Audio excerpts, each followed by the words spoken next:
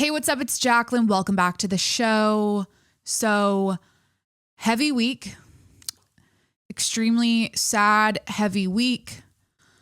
I'm going to start the show off a little different because it looks like we are officially at a place in this country where if you exercise your right to speak freely, you're either going to be shot and killed for it or fired from your job for it. And at the same time, when you're shot and killed, people will be happy about it. Your fellow Americans will be happy about that. Or if you're fired from your job for speaking freely, also people will be happy about that. So that's where we're at as a country. And as a podcast host, like I never thought we would get here. It's a very strange time. And again, a very heavy week, a very sad week. I'm obviously going to start the episode off by talking about this a little bit, putting in my 2 cents, because I think the Charlie Kirk assassination was everyone's final straw. I think as a country, that was the final straw. And I think, I hope the energy doesn't die down. And that's the thing that's really, really sad about the news cycle. And when awful things happen, everyone gets this energy. We all band together. We all rally around the cause. You know, we're all like making the videos and making the podcast and talking about it. And then something horrible will happen next week. Right. And it's interesting, or that I'm mentioning that, or I'm not trying to call myself interesting, but what I'm saying is that, I was thinking about that after the assassination. Literally the next day was 9/11. Right. And so now, we're grieving the death of Charlie Kirk and Irina. I've been trying to memorize her last name. I want to say her name. I don't want to not say her name because she should not be dead. Irina Zarutska, Ukrainian refugee, excuse me. Irina Zarutska.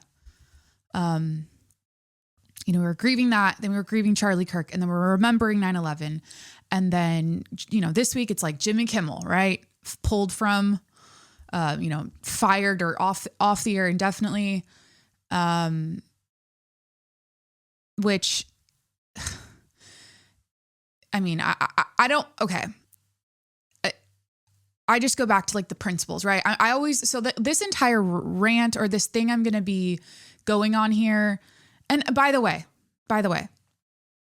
should I play some like nice music right now? This was a little too intense. I'm going to stay intense. We're going to do the nice music just to like calm things down a little bit. Oh no, I don't want that one. I want this one. We're going to have fun. Okay. I'm going to bitch. I'm going to rant. I'm going to tell you my thoughts on the current state of affairs in our country. And then I'm going to cleanse the palate. Okay. I'm going to cleanse the palate. We're going to do something comforting. Okay. We need to talk about food. Okay. We're going to talk about food, pasta. We're going to talk about just bullshit fall things. Okay. I'll explain that later on. So it's going to be a typical rant from me. And then we're going to go into the soothing, comforting subjects, because that's what we all need right now. I need it. I'm feeling like every day. And honestly, I haven't been sleeping well because I've been co-sleeping with our bulldog Louie, honestly, for a week. My sleep score is 66 currently. I think I got 4 solid hours of sleep. So yeah, but after last week, after he was assassinated, Charlie Kirk was assassinated, the following days just felt, it's been a week officially. The following days just felt so heavy. I felt out of sorts. We're not supposed to see that. This isn't supposed to be happening. We're not supposed to be exposed to this much death on a regular basis, and nonchalant death, casual, for the dumbest reasons death. And it seems like it's a never ending cycle. So yeah, we're gonna have some fun. Let me go back to what I was saying what did I say? I'm so interesting. I didn't mean to say it like that. I have a list here because I was curious after Charlie Kirk was assassinated and we were grieving that and remembering the next day. And then now it's the Jimmy Kimmel thing. I was like, I wonder what, if I was to compile every single, I, meaning ChatGPT, was to compile every single awful tragedy, major headline since that has happened in this country that we've all been glued to on our TVs, on our social media. If I was to compile that list since I started podcasting in 2020, what would that look like? And I'm looking at, and I'm going to read them to you, 122 major tragic events. It's not actually all of them. I honestly, I kept in most of the mass shootings. I didn't include all of the deaths, like there was a lot of celebrities. I kept in the celebrities that most people would know, but there were a lot of, a lot of people have obviously died. People die every day, but the major, Ozzy Osbourne, for example, was included in this list because most people would, I'm assuming listening, wouldn't know that name. So I included all of the death and destruction, 122 headlines here. And we'll end at number 122 with Charlie Kirk's assassination. But what my point of doing this, and I felt compelled to look at this list, read you this list today, because this is not okay. Like, this is not a normal, this isn't normal. We're not biologically wired for this amount of information being fed to us all day, every day, around the clock. It's not, we're not wired for it. We're animals. We are biological animals at the end of the day. And we're all guinea pigs right now with these cell phones and access to information and these algorithms and these feeds of news we're getting fed every single day. We are in a new frontier. This is a gold rush. Our brains are going through this gold rush, this evolution in front of, we don't even realize it's happening. But I think as a society, we all cracked. We all, the tone was very much like the Charlie Kirk assassination was the last straw. That's the final straw. And I think we're all waking up without anyone really saying it. I'll say it. I'll be someone who publicly declares this. The phones are the fucking problem. I think we all realized it after this assassination and the potential why behind it, that the phones are the fucking problem. If this Tyler Robinson kid is the guy and there isn't any bullshit with fucking Israel and all these conspiracies and all these side things people are talking about in terms of was this a political hit job, or was this, a Netanyahu thing, or was it, or was it this kid who was radicalized, this groyper, incel kid who, spent his entire life on 4chan and these chat. I don't know. I'll let, I'm going to play a video in a little bit of this girl breaking down what that even is. Because at the end of the day, it's just so fucking dumb. The potential reason why he was assassinated is so fucking dumb. But at the end of the day, it's the phones. It's the phones. Your grandparents are right. Okay. Your grandparents are right. My father-in-law he's a flip phone guy. He's 80 years old and he's like, fuck the phones. This is ruining your generation. And I believe it. Officially after this last week, I'm 31 now and I've grown up without a phone and with a phone. And, as my father-in-law did, but he never converted to the iPhone, the techie, appy phones, the touch phones or touchscreen phones. Oh my God, I'm sounding so old, but, and I think something that is so obvious to me now, and I'm sure obvious to you, and something we need to take more seriously. I think we're all, it's so easy to say we're too far gone. We're too far gone. AI is going to take over. As I'm saying that, I'm like, yeah, absolutely. AI is going to take over. The world's going to look different. Technology is going to everything's going to be taken over by tech.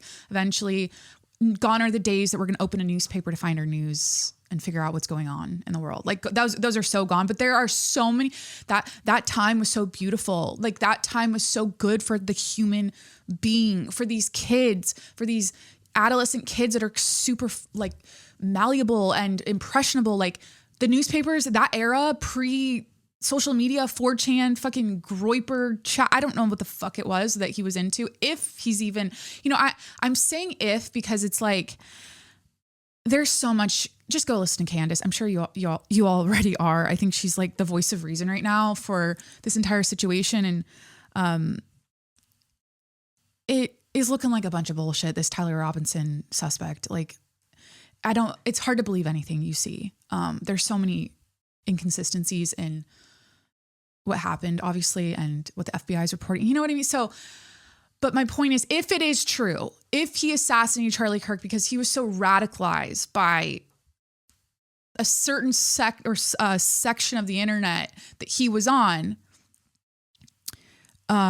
that's so fucking dumb, because of what's the why? The fucking phone is the why. If he didn't have the phone, if he didn't have the access, if he was a little kid growing up with a newspaper, and until this day, I'm not saying that former presidents, former major political activists, the MLKs, the Abraham Lincolns, the JFKs of the world weren't assassinated when there wasn't social media. Like, obviously that still happens. It is a possibility, but the level at which the amount of people being radicalized now, I believe, has exponentially grown because of access to phones and social media and these groups online. So yeah, the past was a sweet time. We're not going to go back to it. We're obviously, but I think we need to acknowledge that there needs to be some sort of reform. I don't know what the fuck that looks like. I'm like, my biggest takeaway from all of this is, and damn, I'm so addicted to my phone. I'll redo my screen time when I do the life updates. I'll do screen time. I'll do my health stats. I'll tell you what I weigh. I don't know. I'll like go into like some fun details. Like, I don't know. Just trying to lighten it up a little bit there, but it's as if children should not they should not have any exposure, like no phones, no internet, no nothing. I know my kids won't. Like, I'm at the point now where fuck that. Like, I don't want them to be aliens though. I want them to fit in. Obviously, I don't want to turn into, that family who's psycho about technology and allowing their kids on it. But it's at a point now where I think that is how shit changes. Is there's major, I don't know, is it a law? Didn't Australia do that with social media in their youth? Like, so that's something that popped up, is the phones are the problem. Not only when it comes to potentially causing assassinations like this, but for the everyday person like you and me, trying to live their life, trying to go to work, trying to like, be a good wife, a good husband, a good daughter, a good mother, a good son, whatever. And it's not good for us to be inundated with this shit. And it takes a fuck ton of discipline, let's be honest, to like acknowledge that it's a problem and then actually make a change and actually not scroll. I mean, I'm balls deep on being funny right now. I don't want to be funny right now. I'll play this music when I'm getting a little funny as like I need to like release right now. I am balls deep on Pinterest. My latest era is I'm a homemaker. Okay. I am in my Meghan Markle, who's the other chick? I'm thinking of Meghan Markle. I'll turn that off. I'm in my Martha Stewart. Jesus, why didn't I not just say Martha Stewart era? Like, I'm obsessed with home decor. I'm obsessed with curating every little detail of my home and looking at inspo. But honestly, Pinterest sucks right now because everything's AI. So like all the pictures are. I wish there was a feature to, maybe there is, I should look for it, to not include AI generated home decor images, because you're like, I know this isn't real. It's good inspo, but it's not real. Anyways, so it's so difficult to not to look away. I found myself yesterday, I was listening to a podcast and they were alluding to this arena, or they were talking about the Irina Zaruska stabbing. And they said, yeah, when I found out, I saw the full thing on Twitter. I opened my phone and there was the video with no edits, nothing. And I felt this like itch, like, oh, I kind of want to watch that because I'm not, it's that I'm, I saw Charlie Kirk's neck explode with blood and I saw that and I'm like, I can handle seeing a stabbing. I at this point I've seen it all. Like I've seen babies' heads blown off and their limbs on all four corners of buildings in Gaza. Like I've seen it all. I'm so, that's just, it's not. And so the fact that I even thought that is not good. I caught myself and I said, I'm not fucking watching this. I'm not even going to look it up. And we need to like pull the reins back for ourselves. We need to have exercise some, and maybe you're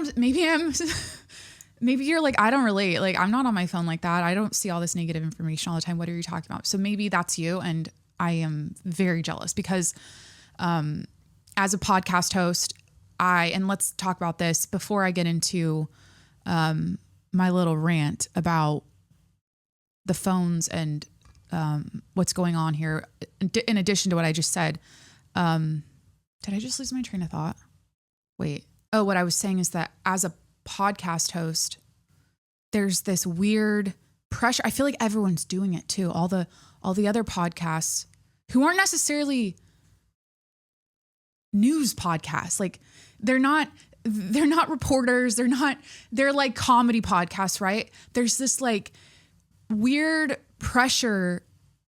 It's like on myself. I don't get it from other people. I get people. A lot of people say, I love when you talk about current events. Keep doing that. So I want to give the people what they want, right? I'm trying to do good at my job here. And a lot of people like when I comment on what's going on in the world. So there's that, right? But at the end of the day, I'm not, so there's this pressure. And so then I look it up and then I read about it. And then I try to do my best at, processing everything and filtering it down to like, what's the moral of the story here? What's the takeaway? What's the big picture? What's the lesson? I try to like, whenever there's something to report on, I always try to like, or going on in the world, I kind of do that, I'll make it funny. Typically I make it funny with, I'll make light of a tragedy or a horrible event. I will not be doing that today about Charlie Kirk's assassination, obviously. Like nothing about it is funny. Nothing about it should be joked about. I mean, I've already seen comedians, they're doing a good job. I think Mark, am I going to fuck his name up? Mark Norman? Yeah, I think, there's a way to do it, but I'm not going to make light of obviously that. There's nothing to make light about it, really. I think, at the end of the day, like the Jimmy Kimmel thing, like it wasn't factually correct. I guess, like the kid wasn't MAGA. And then it was just bad taste, like bad timing, like, but I just think that's a bunch of bullshit at the end of the day. We just can't have that. We can't have that kind of silencing when it comes to free speech. That's just like, that's not what we do here. You know what I mean? Like we cannot, this is a slippery slope if it continues. But there's this pressure of like, okay, this horrible thing happened or this trend is going on. Talk about it. Like the Boo-Boos, Dubai chocolate. I talked about that last week. I did an entire episode on Luigi Mangione. I'm always or Blake Lively and Justin Baldoni. These are fun to talk about. A lot of these topics are actually fun to talk about, but it gets to a point where I don't think it's necessary it sucks. Cause like this is what I'm saying. There's certain podcasts where I tune in because I want to know their take on current events. I'm hoping they give their take. I'm hoping they do that. And then there's other podcasts where I'm like, I'm just listening to this for the degeneracy. Like I was listening to Your Mom's House, right? Tom and Christina, I was listening to their podcast and it's like, all they do is fuck around. All they do is listen or watch degenerate TikTok videos with their guests and like talk about like, I don't even want to, it's too crass to mention in this segment of the episode. I might mention the type of topics they discuss, the deeply disturbing, sexual, nasty topics they discuss on their podcast. But like, that's what I tune in for. So like, it would be annoying if they all of a sudden started talking hardcore politics and tragedies and current events. Like maybe they'll mention a couple sentences about it, but that's it. So I want to get back to that. Honestly, it's tough because I'm pulled in these two directions, like entertainment, light, funny, fun stuff, and going deep in the world's issues because it's my natural curiosity. But I'm the reason why I'm like, I want to stop it is because I don't think it's good for my mind. And I don't think it's healthy for my brain to know this much information and bad news. And I'm trying to think in terms, when it comes to educating myself and exposing myself to information, my new mantra, like my new thing is this useful for me to know? Is this useful for me to know? When I open my phone and I see something pop up because my algorithm popped it up for me, my first question to myself is this useful for me to know? And sometimes you just want to laugh. So then it's like, well, I'm here to decompress. Okay. I'm here to laugh. I'm here to, and that to me, I'm talking, when I ask that question, is this useful for me to know? I'm talking about like news, specifically news, and especially bad news, but also bullshit news like Sydney Sweeney's new Jimmy Choo, whatever. She's like doing an ad with Jimmy Choo now, and I think her new movie came out or something.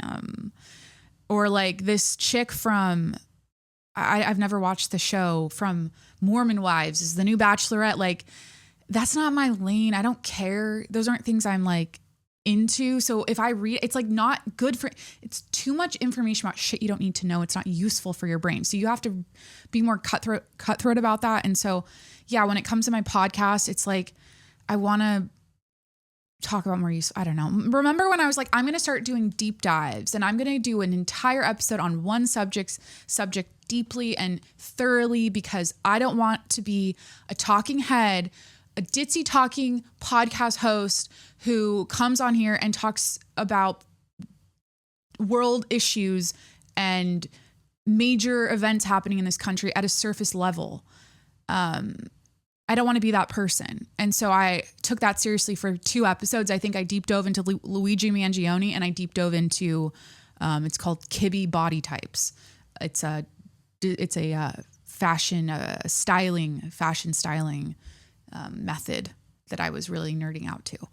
And I also deep dove, speaking of making light of serious issues, I deep dove into the conflict between Israel and Iran, and the U.S. and the U.S.'s involvement, as if Israel was a hot chick, Iran was goth, and the entire premise was like, this is a cafeteria fight, a food fight in a cafeteria, except they're throwing nukes instead of spaghetti. So like, I tried to have fun with that episode, but in general, okay. So we're not going to do like the behind the scenes right now of like my new strategy as a podcast host. I want to talk about, I need to stay on task here.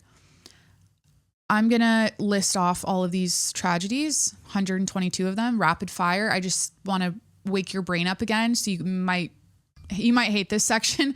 I just think it might be interesting for you to like hear all this stuff again, because you'll realize how never ending the news cycle is, and how many of these things sounded so heavy and important at the time. And now we're on to some new shit. And, it's a pattern that for all of time has existed. Bad news, people dying, tragedies. So here we go. I put Kobe Bryant's death as number 1. That was when I started podcasting, that was early 2020. But you've got, okay. I feel like when Epstein died, I'm trying to decipher, like, when did the timeline shift? When Epstein died or when George Floyd got murdered, I think. Or when Epstein got murdered or suicide, whatever. I feel like it was when George Floyd died. That's when everything post that feels different. Like that was a catalyst for, I don't know, that something shifted. But anyways, here we go. This is the master list of all of the horrible events that have happened in the world that as a podcast host, I've felt this weird pressure to know about, to report about, to talk about, to learn about over the last 5 years. Okay. So Kobe Bryant's helicopter crash, the COVID-19 pandemic lockdowns, George Floyd's death, Breonna Taylor killed, Ahmaud Arbery killed, Beirut port explosion, California wildfires, Chadwick Boseman dies, Ruth Bader Ginsburg dies, Sean Connery dies. Alex Trebek dies. Naya Rivera drowns. Eddie Van Halen dies. Larry King was hospitalized. Trump was impeached. Walter Wallace Jr. killed. El Paso Walmart shooting. Nashville Christmas Day bombing. U.S. hits 300K COVID deaths. Allegedly. I don't know if that was real or not. Or weren't those numbers all fucking wrong or something? I don't know. I remember that was some drama. Minneapolis protests and riots. Kenosha protests, shootings. Capitol riot, January 6th. Joe Biden inauguration lockdown security. Boulder supermarket mass shooting. Atlanta spa shootings. Indianapolis FedEx mass shooting. Dante Wright killed. Gabby Petito murdered. Brian Laundrie suicide. Derek Chauvin guilty verdict. Astroworld Festival crowd crush. Alec Baldwin Rust set shooting, killing Helena Hutchins. Winter storm Uri, Texas blackouts. Surfside condo collapse in Florida. Hurricane Ida devastation. Kentucky tornado outbreak. Oxford high school shooting. New York City subway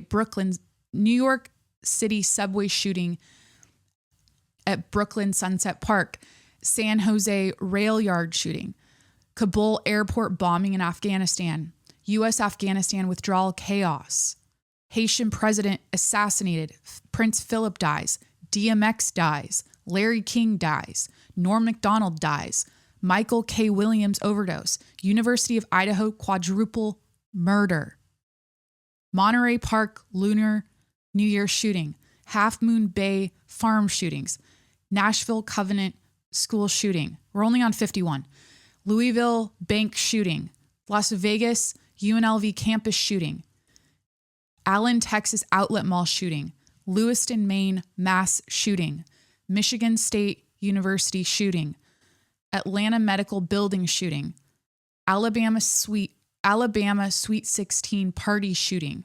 Maui wildfires in Hawaii.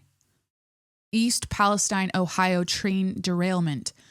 Hurricane Idalia in Florida. Mississippi tornado outbreak. Turkey, Syria earthquake. Morocco earthquake. Israel, Hamas, October 7th attack. Gaza war bombing. Sudan civil war outbreak. Tyree Nichols killed by police in Memphis. Matthew Perry dies. Tina Turner dies. Lisa Marie Presley dies. Russian plane crash. Baltimore Key Bridge collapse. Hurricane Helene flooding and deaths. Hurricane Milton damages. Nashville Waffle House shooting. Hurricane Beryl early season destruction. California atmospheric river floods. Tornadoes in Midwest in the spring. Titan sub implosion. Texas wildfires. United Healthcare CEO murder. Gaza war escalations. Ukraine war stalemate, heavy losses. Russia Crocus City Hall terror attack. Haiti gang violence crisis. South Korean Halloween crowd crush. Kansas City Super Bowl parade shooting. Maine mass stabbing accident. Air traffic control system outages nationwide. Boeing Alaska Airlines door plug blowout midair. Pope Francis health scares. Karen Reed trial. Evergreen, Colorado school shooting. Migrant smuggling truck deaths. Bronx daycare fentanyl deaths. Migrant boat capsizes in Mediterranean killing hundreds. Minneapolis homeless camp shootings. Hurricane Francine, Florida damage. Diddy federal raids, sex trafficking allegations. Hurricane Giselle Gulf Coast flooding. California landslides from heavy rain.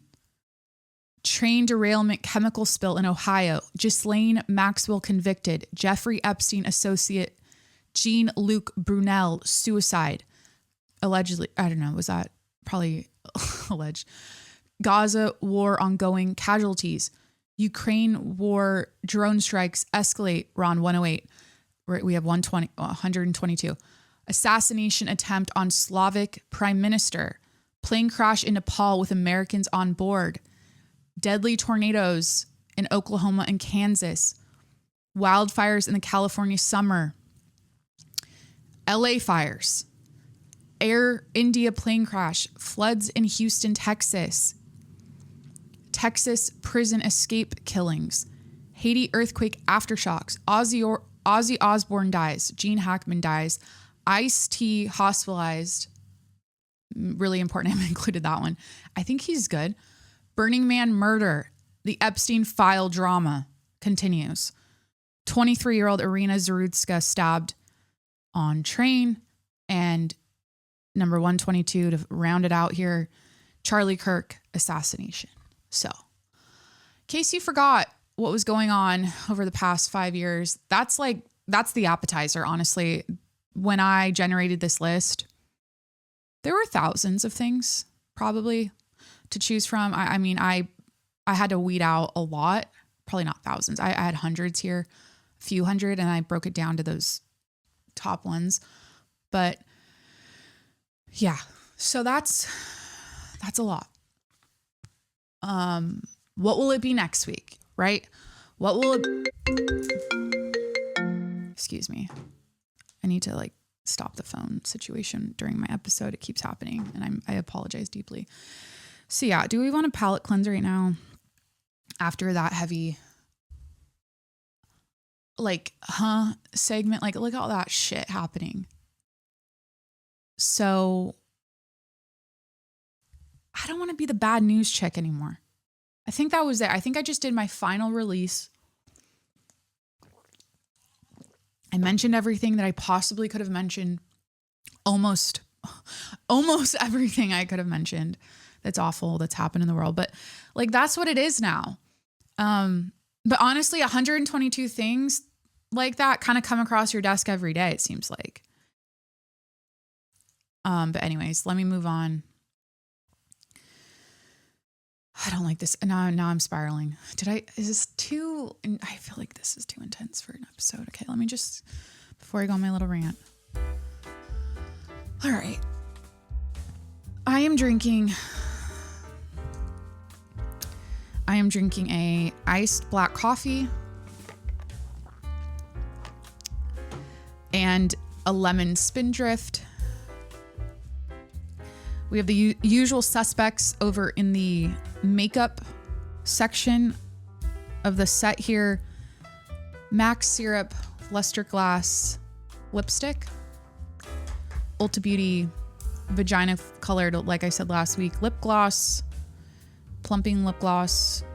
But I also said all vaginas are different colors, and this is just one of the shades of a vagina. So, okay, we're not going to be funny right now. We're going to talk about death in a couple minutes here. Again, I have something to add, and then we'll put it to bed, and I will not continue this vibe for the rest of the episode.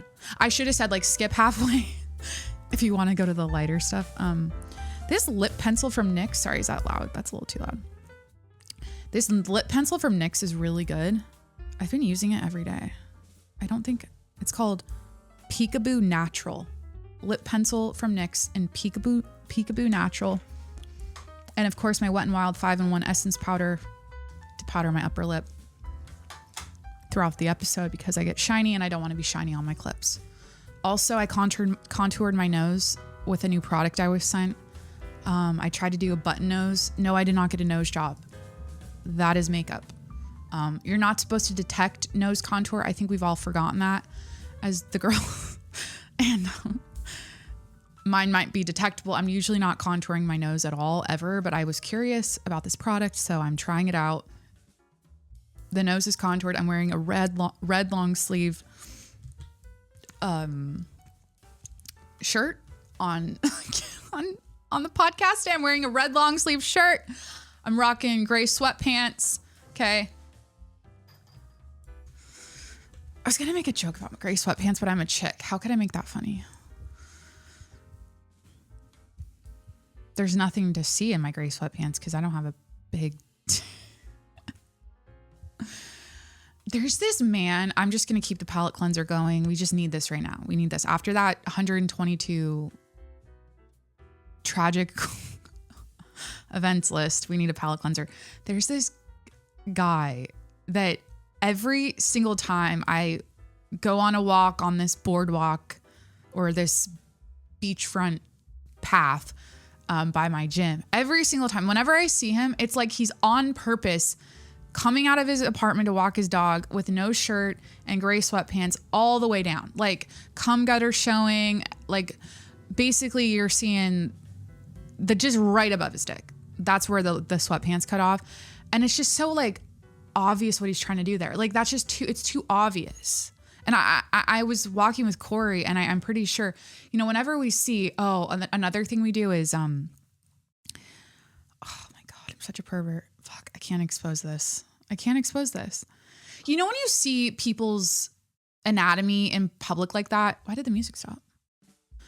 And it's just like, it's just jolting because you're like, fuck, okay? Like there's the gray sweatpants, there's the dick print. Like I'm not trying to notice it, but like it but also you know, whatever. But yeah, every time like we notice some shit like that in public, it's always like it's 100% of the time we both see it. And then I'll just look at him and he knows exactly what I'm thinking. And usually it's at the gym because I actually just made a video about this. Because about how, oh man, I'm not going to be a bitch right now. I don't want to do this.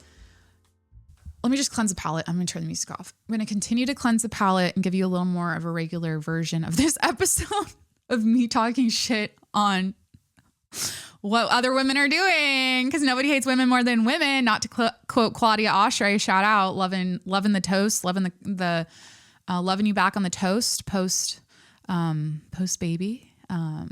She always says no one hates women more than women. This isn't a hater. This is giving hater energy, but it's truly an observation and something that I am noticing and by the way, we'll get to the rant about death and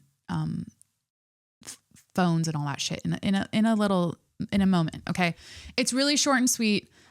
I've already made a TikTok about it. So I'm going to be repeating myself based on that TikTok, but like I try to compile my thoughts as succinctly as possible. And I'm going to do my best to keep it that way when I repeat it here on the episode. So basically, this is so bitchy of me, but like, not really though. And I'm not a prude. Like you guys all know, I'm like the biggest whore. Like I'm just like the biggest, wait, I meant to do this when I said that. I'm like the biggest. Okay. So sorry. Basically what I'm saying is this, like there's two things. There's gym in person, my viewing of what I see in person at the gym, and then also what I see online when it comes to gym attire. Okay. I sound like one of those dudes who's like, leave something to the imagination. Like, don't like these outfits make me feel like I'm going to the club when I go to the gym. Like girls, like what the fuck? And then the girls come on and they're like defending, like, no, let her live. Like she feels good about her body. She looks great. Like, fuck you. I'm team that, by the way. I'm team like rock whatever you want to wear. I don't fucking care. But this is what I'm getting to. Like literally, I don't care what you wear at the gym. This isn't about me critiquing, oh, you look too revealing at the gym. My tits are always hanging out. I can't help myself. Like I'm doing like whatever, like they're always, you know, I'm always like out and it's just like hard. And every single time I leave to the gym, I look at Corey and I'm like, I have dysmorphia. Like I don't know. That's probably why I got him so big. It's because like, I don't have a concept of how big my body is. Like I'm so dysmorphic from all the years of having an eating disorder and like looking in the mirror and critiquing my body that I don't even know, but I know I've mass. Like, I know that, I got them I wanted them that way. But, anyway, so I'm kind of one to talk, but also these little shorts, right? These little shorts that are sucked in so tight in the puss where it's like every detail of the outline of it is showing everywhere you go. is that on purpose, right? Like, is that because I leave the house? So I'm like a black leggings girl. I typically just wear black leggings. Every now and then I'll switch up a color, but I just don't know where that kind of confidence and not giving a fuck comes from, because the reason I'm saying that is because when I clock it, when I see it in the gym unintentionally, I'm not, you know, I just call myself a pervert for what me and Corey do, which is like, it's giving Epstein and Ghislaine. We're not on that level. Okay. But we like notice things and we laugh about it in public. I'm sure you and your friends and spouses or whatever do too.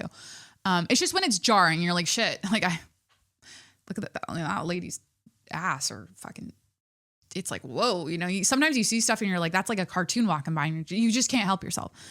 But anyways, when I see it, when someone's doing a kickback or a deadlift or a hack squat, or when it's usually like a leg day vibe or whatever, it's just so in your face and it's so like you're just seeing it. And I'm like, because I know that and notice it, I don't want that to be me. I don't want to give people the privilege of knowing that much information about my body like that. Like I'm trying to, I'm all for like rocking your sexy outfits. And look at me. I like to turn it up, but like at the gym, it's different because I feel like it's so jarring because you're not trying to notice it. So like the little like baby blue, white, especially little shorts, everything's sucked in. Now you guys know what I'm talking about. It's all about like the seam on the ass crack now and the scrunch. And like, you know, I love those types of leggings. I wear them every day, but they're black, right? Like I go for the black leggings. But anyways, I just don't know where that kind of confidence comes from. Is it like a thing? Do you want people to see your pussy? Like, do you want people to be like, when you're bending over on a bench and you're doing your dumbbells for your back, are you like hoping people are seeing your hot pink pussy from your hot pink tight little shorts through your shorts? Like, cause you get what I said, hot pink. That's too close to the color of, okay. Your baby blue, your whatever. You guys, is this out of pocket? I feel like it's very out of pocket. I'm pro wear that. Like I said, I don't fucking care. Like you look, I always think you so cute. You look so cute. You look so great. I just don't have, I can't, and everyone's doing tube tops now. I can't fucking wear a tube top to the gym. I'm a little jealous of the tube tops because that just looks fun when you're at the gym, just to be that free. But yeah, I can't wear the tube tops. I have to double strap, fucking double up, fucking Velcro straps to like lift and hoist. And it's a lot.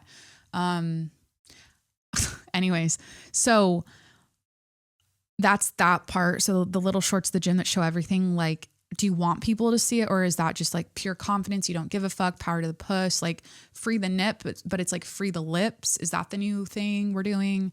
So there's that. And then also fitness influencers, right? That do the try on hauls, or they just take mirror photos at the gym every day or like in their house, whatever. And they're like always in leggings, right? Like they're always in leggings, which I'm always in leggings, but it's when, God, this is so a typical rant. That's so dumb that I don't need to be judging other people for. I feel disgusting right now. It's because my sleep score is 66 because I'm co-sleeping with my bulldog and I'm not getting a good night's rest. I'm feeling heavy, sad, and now I'm feeling negative.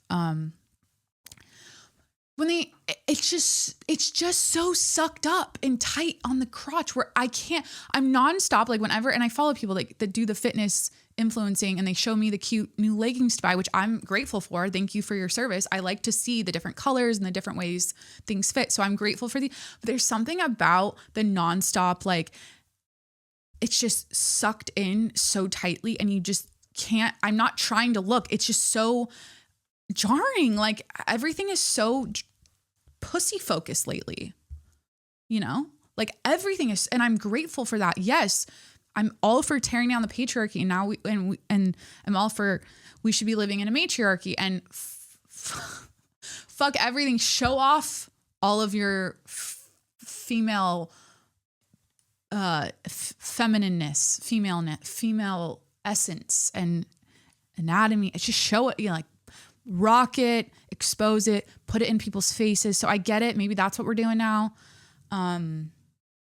Anyways, I'm just saying, like, I made a pot or one of my most unhinged bullshit episodes. I think I was pretty stoned. I don't think I've ever admitted to that. I think it's the episode, I've like clipped it before, of me in a bathrobe, hair's wet from the shower, big glasses on. It's like a Sunday. I'm watching football and I was podcasting and I was talking about Gymshark leggings and how it like makes you look like you have a fupa, like your vagina's fat. When your vagina, like no one like fat, like, oh my God, now I sound even worse. It's like when you're like a fit chick and you do it, it's like a bulge there and it's not flattering. So we need to stop hiking them up so high. And that is my thesis or my analysis on gym leggings. But I guess pussies are in fashion. Really accentuating them through leggings is in fashion. We're not doing it. You know, I do see there's less seams going up the slit now and more, what do they call them? No show or seamless. There's a term for the crotch area. What do they call that? I know it's seamless. Camel toe free fucking, I don't know. They're all like camel toe free now. But every now and then you see a seam and you see a full, you know, they just hiked them up all the way and it's just like, fuck me, you know? There it is. I think you all know what I'm talking about. And again, what should I, and let me shit on the men now. I need to shit on the men to even this out. What are men doing at the gym that is off-putting? Everything. Leave. Stop being creepy.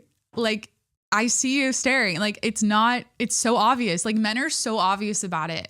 And I'm never that person. I'm always like, this is my pro tip. At the gym, I just stare at people's shoes. Stare at people's shoes because men think like the second you give them eye contact, it's like game on. And I'm not trying to give eye contact. I'm not trying to, but I don't need to address you as I'm walking by you. It's like when I walk through the gym, I'm like, where are the shoes? Nobody look at me. Corey's had to fucking come to the rescue so many goddamn, it's so annoying sometimes. He'll just come over and like bend me over and make out with me. Like he sees a guy talking to me and he just like, that's always a moment. I'm always so like, oh, fuck yeah, this is great. It's so nice being like booed up and married and not having to like deal with that shit anymore. Yeah. So anyways, moving on. I think I did it. Am I getting too hot? All right. I didn't really set the scene. So it's a Friday. It's 10:45 a.m. September 19th. And I'm podcasting. Corey took the dogs. This is feeling like we've stopped talking about the heavy thing and now we're going to transition into the life updates. And I don't need to keep ranting. But I will because I just want to get this off my chest. So let me get back into it. All right. This is where I really start talking my shit.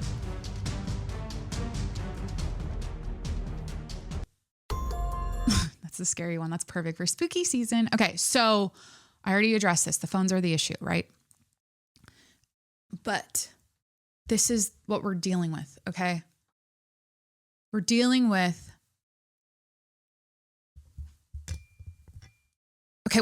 men are the issue. Okay, wait. Why haven't I mentioned that today yet? Or why haven't I mentioned that when it comes to all of these horrible events, the assassination we just had to witness, the horrible assassination we just had to witness, the stabbing, all of these horrible things that happen. Who does it? Men, right? So why didn't I put that as like how I started the episode? The issue is the men. That's obvious. There's something going on with men. And their minds. It's a mental health crisis. It's a men's biology. Their wiring is fucking short circuiting. And the phones are helping their wiring. Okay. And the way their brains work because they're killing people right, left and right. And it's been that way for centuries. It's been that way for all of time, but there is something about men with access to phones, and access to, through their phones, access to people they hate, that is a bad combination because they'll go and shoot them in cold blood in front of thousands of people. Like no big deal. Just, they get that emotionally out of control and unstable that they have to go fucking shoot someone, right? So this is the why. This is the big picture. This is how my brain works. Whenever something happens like this, when assassinations happen, it's really only happened with Charlie Kirk in my lifetime. Pretty sure, yeah, that's the only assassination I've witnessed. But it's got to be politically, to be an assassination. What constitutes as an assassination versus? I should look that up. Whatever. When things like this happen, mass shootings, sure. School shootings. This was a school shooting, technically. I always zoom out and I always try to go to like root cause, why, what's going on. That's how my brain works. Because a lot of people get into the weeds. Oh, it was Netanyahu. It's Israel. Oh, it's this incel groiper dude who did it. And this is why he did it. And then it's like the conspiracies on the side. And then it goes to, well, this people zoom in too much and get too on the case about it, on the details of the case about it, which is obviously, that's smart. You need to know, you need to break down every single timeline and event that happened and leading up to, you have to understand the why, right? But I go even further back. I go even further back to the real why, the real issue here of what's happening in this country, not only with the assassination of Charlie Kirk, but these shootings and that never end, and these just random murders, like the woman on the train and how she got stabbed just randomly. So the phones, like, let me go to the Charlie Kirk assassination. And if this kid was radicalized because he had access to a phone and the internet and forums, and I think that is a major factor in a lot of these young white men. It's always a young white man shooting up schools and whatever events. So what the phones are doing is this: they are increasing proximity. Everyone is on the same playing field in the world. Every human being is one click away. Your access to anyone in the world who's online with a profile and just a profile. This could be your grandma on Facebook, or this could be Charlie Kirk on TikTok, a viral video you watched of his. This could be Donald Trump on X. This could be anyone. An interview you're seeing of Jessica Alba on YouTube. Everyone is one click away. Everyone. So the phones and the internet increase proximity. And it puts everyone on the same playing field. You can access your grandma. You can access the president. You can access Jessica Alba. You can access Charlie Kirk. You can access your friend. You can access someone you hate, that you're hate following or stalking on a side account. You can access them by clicking on just one click away. They're one little click away. But there's no increase in intimacy, real human connection and intimacy. And when you don't have real human connection and intimacy, and you might be thinking right now, let me put a pin in that. Oh, well, when I listen to podcasts, I feel like I'm their friend. I feel like I know them. I get that. I think podcasts make you feel very intimate with the person you're listening to, like you probably do right now with me. You probably feel like you know how my brain works. You feel like you understand me. You know what I like, what I don't like, what my opinions are, what I'm into, whatever. But it's not real. At the end of the day, as much as you feel like, oh, this girl on TikTok I follow, I love her content, I feel like I know her. It's like I'm on FaceTime with a friend. At the end of the day, it's not real. We are biological beings. The phone is so artificial. It will never be the real thing. It will never be real. And so when you have access to anyone in the world by clicking one little tap on their profile, and you can see what they're all about and read about them and watch their videos and read their tweets. You might feel like, oh, I know about this person. I know what Charlie Kirk thinks. I look at him in these videos and look what he says. Look what his opinions are, and look who he associates himself with. And you might think you know everything about that person, but because he was easy to access, it was just one click away. But there's no increase in intimacy. The intimacy is still zero because you're virtually accessing him. I'm using him as an example. You've never met the guy. And this is the hard lesson, I think. And it's not even hard. This is so 101 human nature, straight talking shit right now. I think we all need to wake the fuck up and realize that unless you've actually met someone, I'm going to use a drag queen. I'm going to use a trans person as an example, and I'm going to use a hardcore old white Republican who lives in Arkansas as an example. Okay. Unless you've met and hung out with and partied and done a bunch of blow on a fucking bathroom counter at a drag show or at a club in the middle of the fucking city somewhere on the East Coast. I'm thinking of New York with a trans person and hung out with them. Maybe you had a slumber party with them for a week and you hung out with them. You went grocery shopping with them. You rode in their car with them. You can't understand them. You don't know them. So for you to have an opinion and for you to hate them, or hate to the point of fuck you, I need to kill you, like Charlie Kirk. If that was, again, I keep going back to if that motivation and if it was this Tyler Robinson Groyper radicalized kid who hated the guy so much he had to assassinate him. Okay, if that is if that is the truth, and if that is what happened, if that is what we find out for real, and it's not some side conspiracy thing or some Israel thing, okay. But same goes for the old man in Arkansas. Did I say Arkansas? Arkansas. If you've never sat with a hardcore Republican old man, white dude on his front porch with his bloodhound, I don't know, what kind of dog would he have? With his German Shepherd. What? No, it's not giving the vibe I want. If you've never, with old Yeller with a fucking yellow lab who's overweight because he feeds him fucking sausages from his breakfast plate every day. If you've never sat with him, posted up with your shotgun on his front porch, posted up with a shotgun on his front porch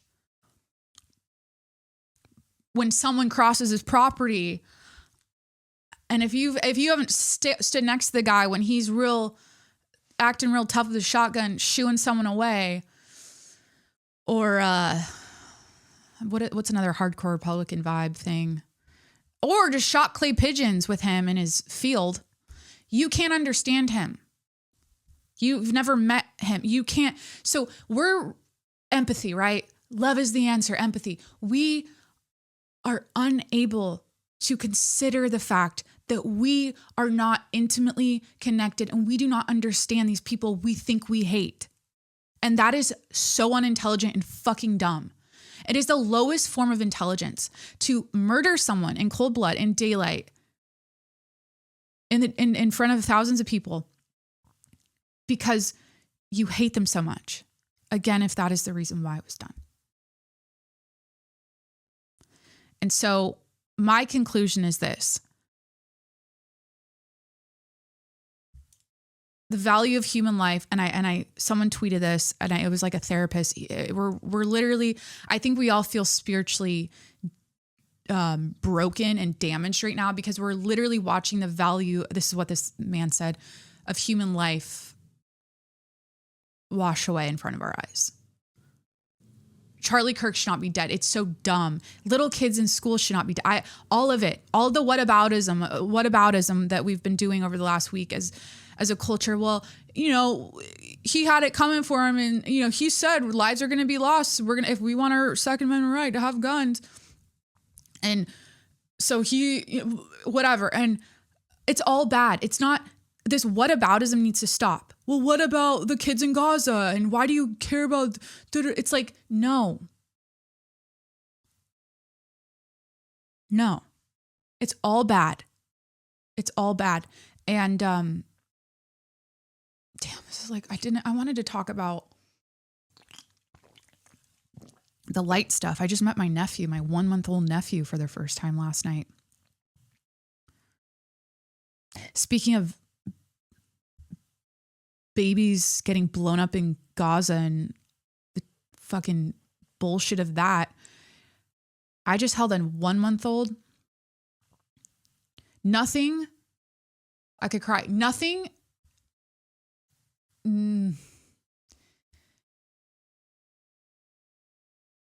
If you've never held a baby, like it's so, or I'm not saying, what am I saying? You see them and you're just like, how could this be fucking happening? You know what I mean? How could this be fucking happening? These babies they're too perfect. They're too precious. They're too fragile. They're too perfect. Like they should not, so it just made it so real when I was holding my nephew. I'm like, wow. Like, and to imagine if that was my own son, like, so. Empathy and not being able to literally walk in other people's shoes and imagine what it would be like to be them. Because I think a lot of people that think they hate Charlie Kirk, think they hate his message, think they hate everything he was doing with Turning Point. People that hate liberals on the other side of things, right? And let's go back to Charlie Kirk for a second. I do believe that people's brains are so fried to the point where, and they're so, they have zero ability to control their emotions to the point where watching Charlie Kirk get assassinated was like, they equated what he was doing with Turning Point as a cancerous thing for society. And so watching him get assassinated was like watching a cure for cancer. And that is why they were happy. That is what happened in their body. Because they saw his voice, they saw his activism, they saw his, how much his, and it's like the quote, it's because he was effective, right? They saw what he was doing as a poison. And thank God he's gone, because now, no, it's like you just made 50,000 more Charlie Kirks. Like now it's going to only like, and that's the energy I feel like is happening. Like it's turning a point, or I don't want to be funny right now. Fuck.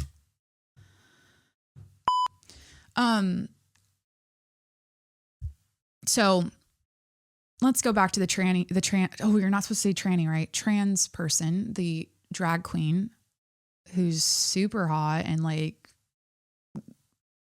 popping off with the coolest hair and makeup ever. She dresses better than you do. Okay.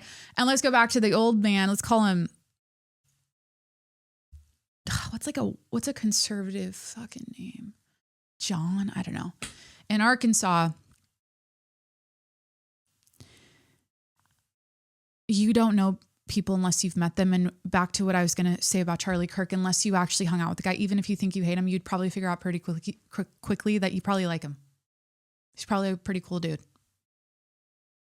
If you actually got the time to hang out and spend time with him.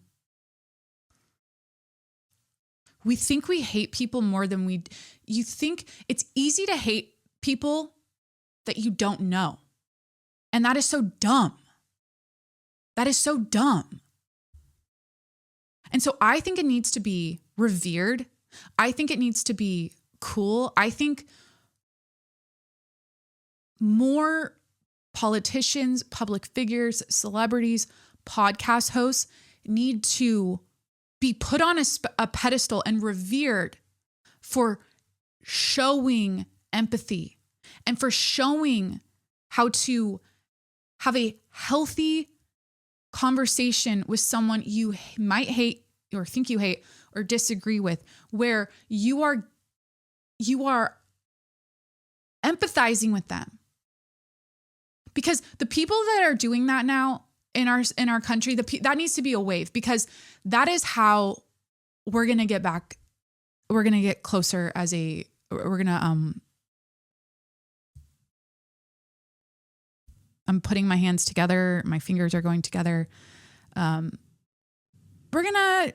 still be divided. Don't get me wrong, but we're going to get along better. And it's not going to be this, team mentality and tribe mentality of left versus right all the time, where we're constantly fighting. Okay. I don't think that's ever going to go away. I think there's always going to be, but it's a spectrum, right? I think it can improve. And I think that's going to start with people showing, instead of dunking on people. See, that's the thing. I'm going to say something that's going to be probably taken. This might sound really fucked up, but I'm going to say it about Charlie Kirk. It's not even fucked up. It's actually just it's sad that I'm making this observation actually, because it's so dumb that this is actually not. So his thing that he was amazing at was dunking on people. He was always ready with 15 like clapbacks for every statement or whatever the person he was debating said to him. He was so pro at that, right? But it's as if the way to keep yourself safe so you don't get fucking assassinated, so everyone loves you. So you're not the guy that dunks on people and shares his opinion and just like, that's it, period. It's like you have to basically, like when someone got on the microphone to debate him, it's as if he should have been like, oh my gosh, Carol. Is that even like a college girl's name? Is that a name anymore? Oh my gosh, Brittany. So tell me, thank you for sharing that with me. Tell me about what happened in your life that caused you to think that way and to hold that opinion. What did you experience in your life so I can have a better understanding of where your opinion comes from, so I can understand you better. See, it's like he had to fucking massage it that much and be that fucking, I feel like that's where it's at. That's how soft we fucking are.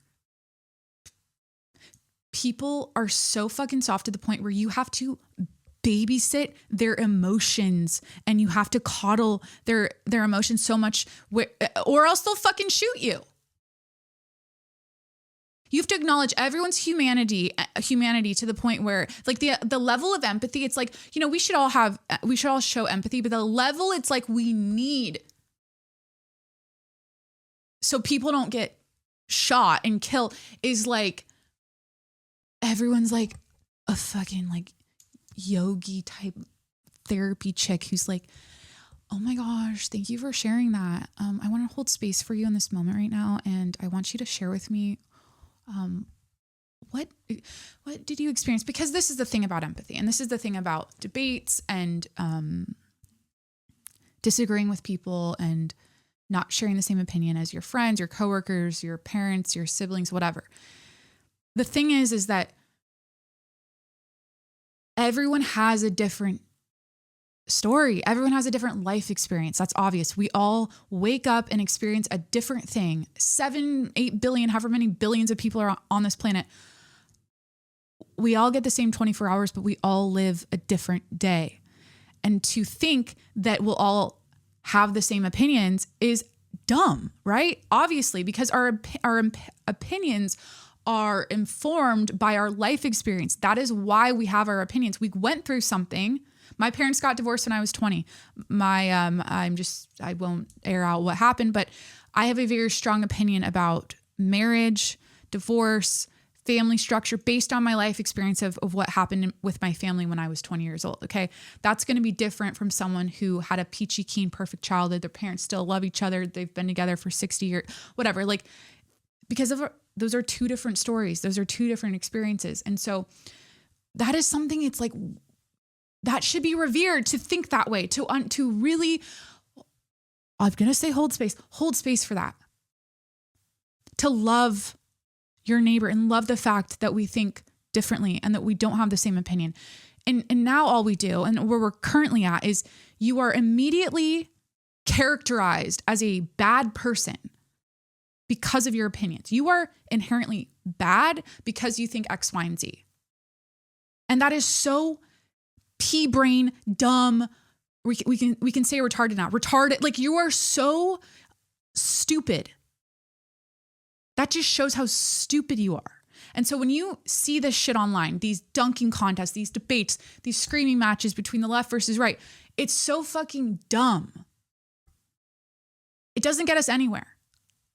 It doesn't get us anywhere. I think that's what we've all realized. The phones are the issue. Men are the issue. The phones are the issue. And these dunking contests, the CNN versus the Fox News, they're talking shit about Trump over here. They're whatever. Like, it's just dumb.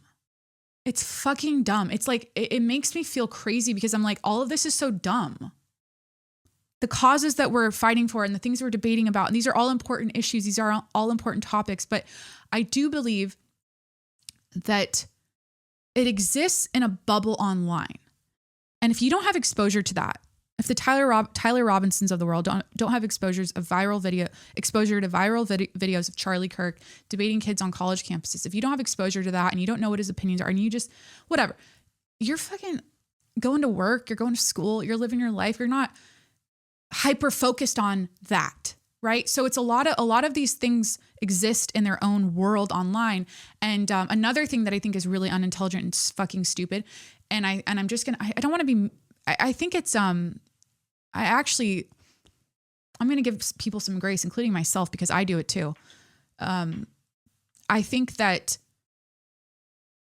not being able to separate in your mind the online world from the real world is not sane. Like, that, and that's so, it's getting harder and harder to do. Our perception of the world, our perception of what's going on, everything is through the lens of our phone, right? It's all, and then that is how we're perceiving everything. And it's, at the end of the day, it exists. Yes, it's there. Yes, it happened. Yes, that tragic event happened. I'm not speaking about Charlie Kirk right now, just any tragic event, any celebrity headline, any book launch, any movie premiere, any, like, cool outfit someone's wearing. I don't know. It all exists online. Okay. It's all, they're separate little bubbles, echo chambers, whatever. And to be a person who has such an emotional reaction to all of that, to that circus, to the point where you go shoot someone, or you hate your neighbors, you hate your friends because they don't agree with whatever, is like, what are you doing? So that's where I'm at. I just think it needs to be a vibe. It needs to be a wave. It needs to be like, this is what the cool kids are doing, to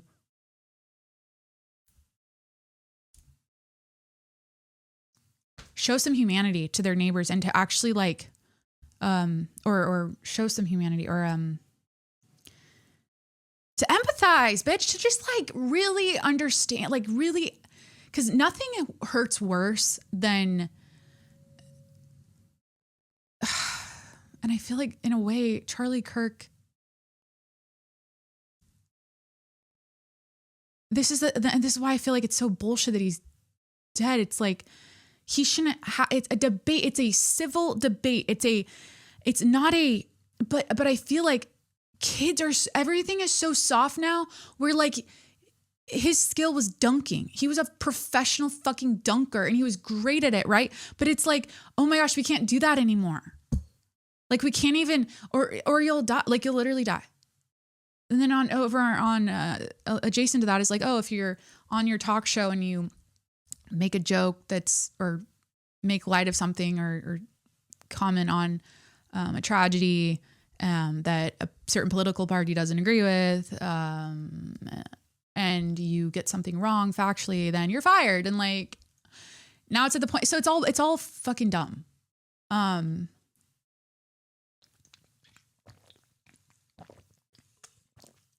But yeah, if you really think about it, like think about the kids in your class that you went to school with. I'd love to go hang out with like this one kid named Sean. He hated school. He was so bad in school. He didn't fucking care. But I wish I knew his home story, you know? I think I used to like judge him really hard as a classmate. And it's like, I bet he had a really tough home situation, you know?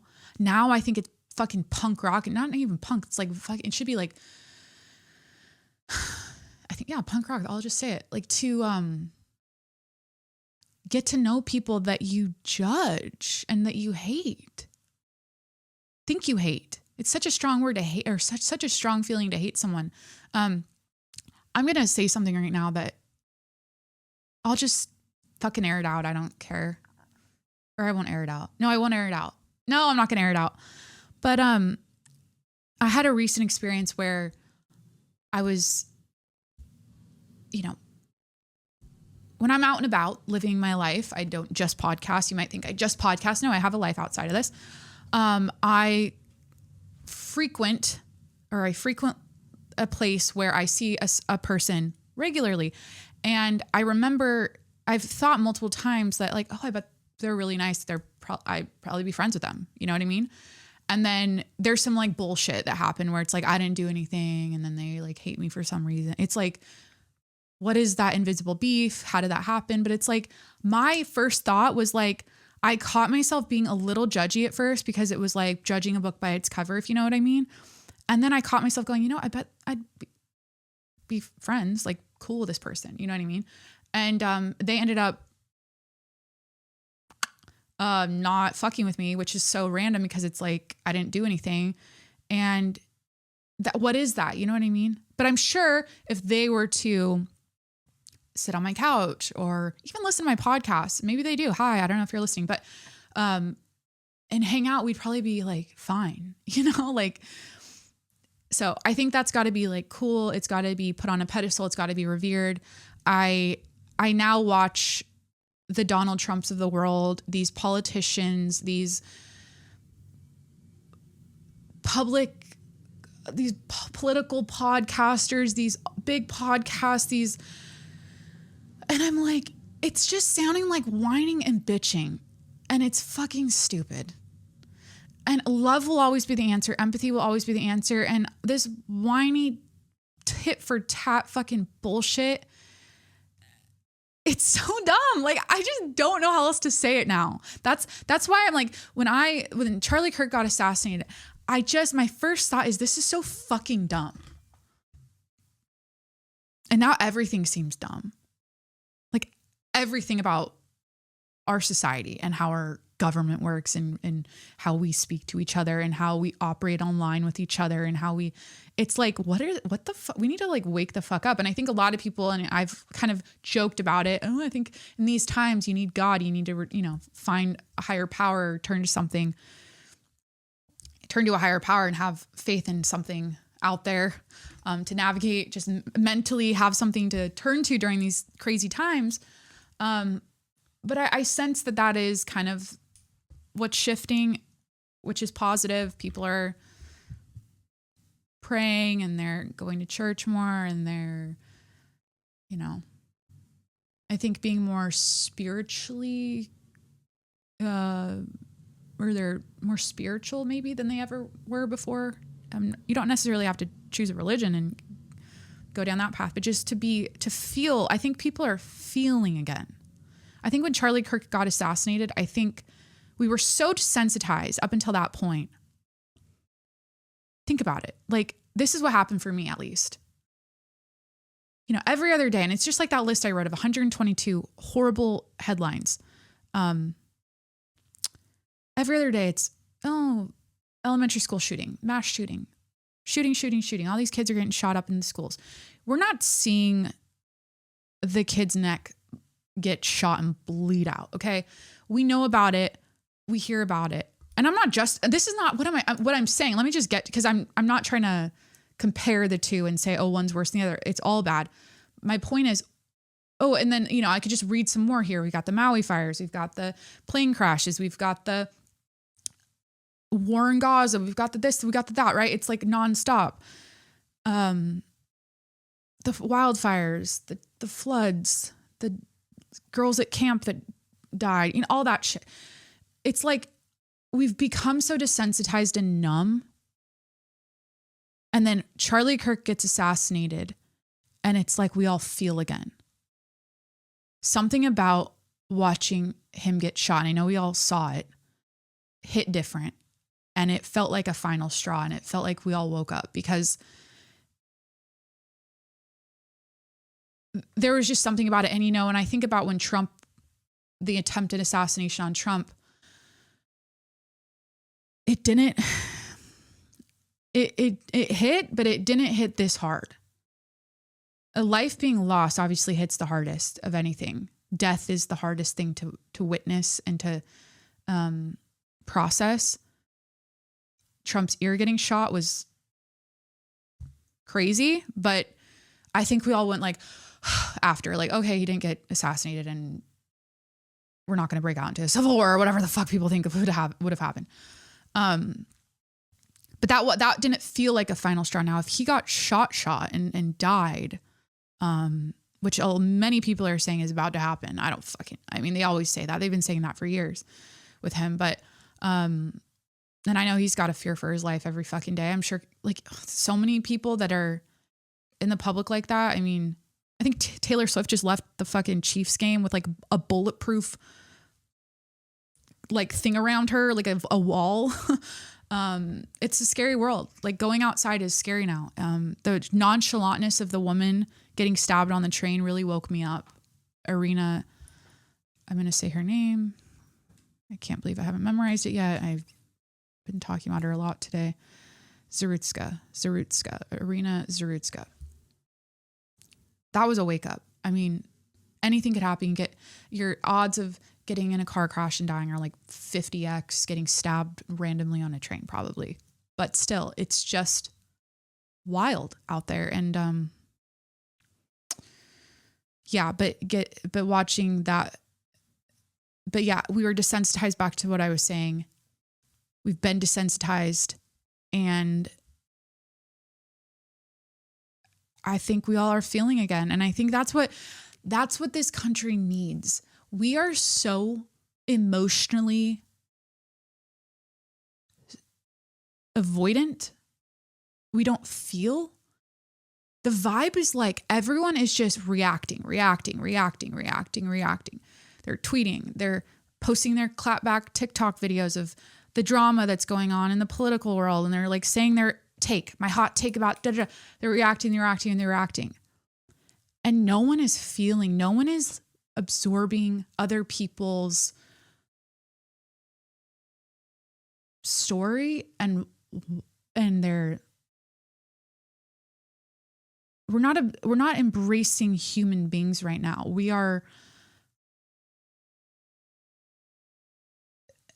It's really weird. I'm spiraling. Thank you for being here. Thank you. This is a lot, you guys. I don't know if I'm going to get to the life updates. I hope my computer doesn't crash. This might be a long episode. I know, it's probably fine. But that's the vibe. It's like reacting, screaming into the void, screaming into our phones. I think praying is great. Having something, being connected to a higher power, being more spiritual, meditation, yoga, whatever, breath work, sound baths, just going and getting a massage, bitch. Just lay on your fucking tummy and get a massage and just feel some shit. Literally, physically, you're feeling it, and just mentally get into a space where you want to like love your neighbors. Being glued to the drama, commenting on the drama, being involved in the drama is starting to like online, I mean, and with your friends and your family and everyone you talk to, is starting to look dumb. Like, it's that our brains are fried. It's giving, like, it's the whole brain rot conversation. Like, our brains were so chronically online. I'll use a term. The terminology is chronically online and brain rot, that it's like dumb. Like, it's stupid. So, by the way, speaking of massages, and I'm going to move on. Okay. That was it. Okay.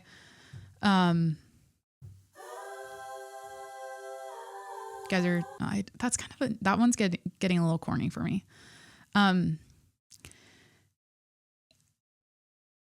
This is where we're going to change. Let's go back to this. Wait, hold on. We're back. Okay. Rant over. You get the point. I did my spiel. Okay. Felt like a release. I needed to get that off my chest. It's time to feel. It's time to love. It's not, no more. This isn't the NBA. We don't need to dunk on each other. Okay. This is real life. And, I went to, and I'm second guessing what I said about Charlie Kirk dunking on people. There's nothing wrong with that. There's nothing, it was amazing what he was doing. I'm just saying what I'm second guessing is, I'm not alluding to like, oh, he shouldn't have done that. He should have shown, I was saying how it's as if he had to coddle other people's, emotions so much and literally like hear their life story and really make them feel seen and heard before he gave it back to him. Like, it's crazy. They're so immature, and that's the thing. It's maturity. It's a fucking maturity issue. Like, people aren't smart. They're not well educated. They're not mature. They're reactive.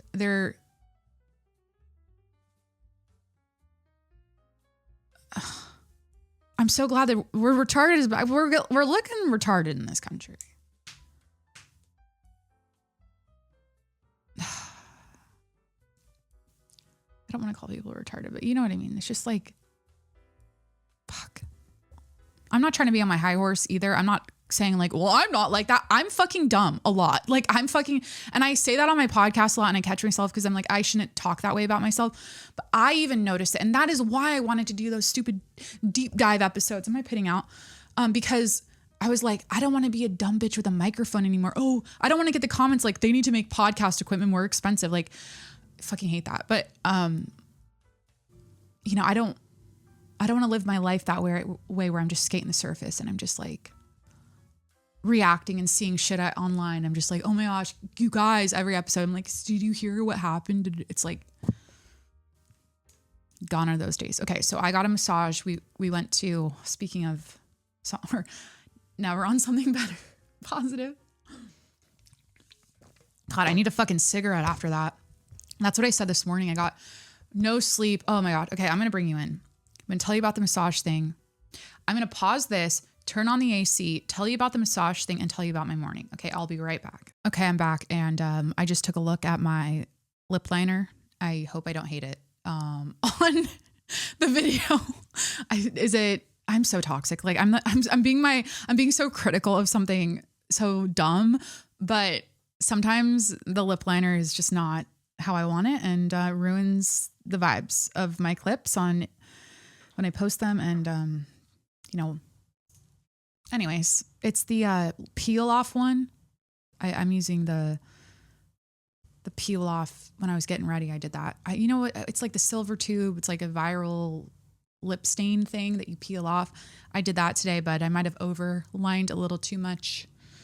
So the nose contour is a thing today. The fucking lips. Okay. Anyways, back to the massage. So Corey and I went on a staycation here in San Diego to the Hotel Del. It was beautiful. This was a couple weekends ago now. And we got a massage. And this was my first experience like getting a massage where there was a trough for my tits. Okay. There was an actual solution in place for the chest. So it's not smushed the whole time, because that's not comfortable. And so I walk in and I told her, she's like, do you have, or you know how they ask you, like, are there anything I should know about or any areas that you want me to work on more? And I said, you know, I have massive fake tits. So just please be careful when you're doing upper back pressure, because it's not the most comfortable. We're back to being funny. Okay. We're not talking about the drama shit and the negative, crazy world event shit anymore. And she's like, oh my gosh, like, you're in luck. This is the first place I've done. And she's been a masseuse for, I guess, 15 years. She's like, this is the first place that has a trough for she didn't say trough for your tits, but that's what I'm referring to it as, where there's a thing where, you know, it holds space for your breasts. Okay. It literally holds space. It is a like the thing. It's the massage chair has the head thing, and then it's like the table, and then there's just like a cutout that like goes down. And I was feeling that thing. I mean, it was. I'm sure the bigger breast ladies are gonna need a bigger trough. I wonder if they can swap it out for a bigger trough, but yeah, that was nice. So we got a massage, and I could get a massage literally twice a week. I'm always creaky. I'm always sore. Speaking of that, life updates. Let's get into it. These are trying to really cleanse the palate for you and give you something comforting after that deep talk we just had. Something I'm doing differently. Okay. I crack the code for myself in a couple ways. I am no longer working out 5 days a week. I was working out, or sometimes 6 days a week. I am now working out 2, maybe 3 days a week. As of this week, that's what I'm doing. There's no fucking reason. And it's at the point now where I'm like, I'm doing that because I'm not trying to do anything different with my body. I'm not trying to grow anything, shrink anything. Like I'm definitely in a place where I can get away with not working out as much. There's no need for it. Like there's no reason for it. If anything, my time anxiety on my workout mornings, when I work out pretty much Monday through Friday, goes through the roof, because by the time I go to the gym, workout, come home, shower, it's 9:30. By the time I really get into my work, it's like 10:30. And you all know I take a nap at 12:30, or lately I haven't been because I've been, Did I tell you I'm on a new medication? Anyways, that's helping with the naps. Okay. Anyways, moving on. So basically I'm like, I'm going to wake up at my normal 5 a.m., 5:30, whatever. And I'm just going to like work. I'm not going to go to the gym. So that's my latest life update. I'm working out less. I'm doing these early mornings. I love it. It's such a vibe. I can't wait for it to get colder. I wake up. The dogs are super sleepy. They're so sleepy at that time because they really don't snap out of it and like wake up until like 9. And so I like wake up, it's dark. Corey's getting ready to go to the gym. And mind you, this has only happened a couple days this week because this is my first week doing it. And typically like we were waking up together and going to the gym. And that was one of the first things I noticed about him. One of the first times I slept at his place, his alarm went off at like 5. And I'm like, what the fuck? He's like, yeah, I'm going to the gym. And I'm like, no fucking way. Because I've only ever been with guys that hate mornings. They sleep in. They're like, I have to work. Maybe they wake up early, but like they're so negative about it, where like the fact that he woke up at 5 to work out was so attractive. I was like, fuck yeah, because that's what I do. I'm not anymore. So anyways, he goes to the gym. He's he's going, getting ready, and I'm, just making the coffee. It's waking up cuddling the dogs. And I'm like, just kind of looking out the window at the sunrise, like really just taking in the morning that I never really get to have because I'm always at the fucking gym in the morning. So that is the new thing. And the reason I'm doing that is because I'm so sharp when I first wake up. I'm so sharp, and I'm just not sharp in the afternoon. You know what I mean? So like, I got to strike when the iron's hot, when the mind is sharp. What's the best time for me? 5 a.m. to like noon. I am so efficient and productive from 5 a.m. to noon.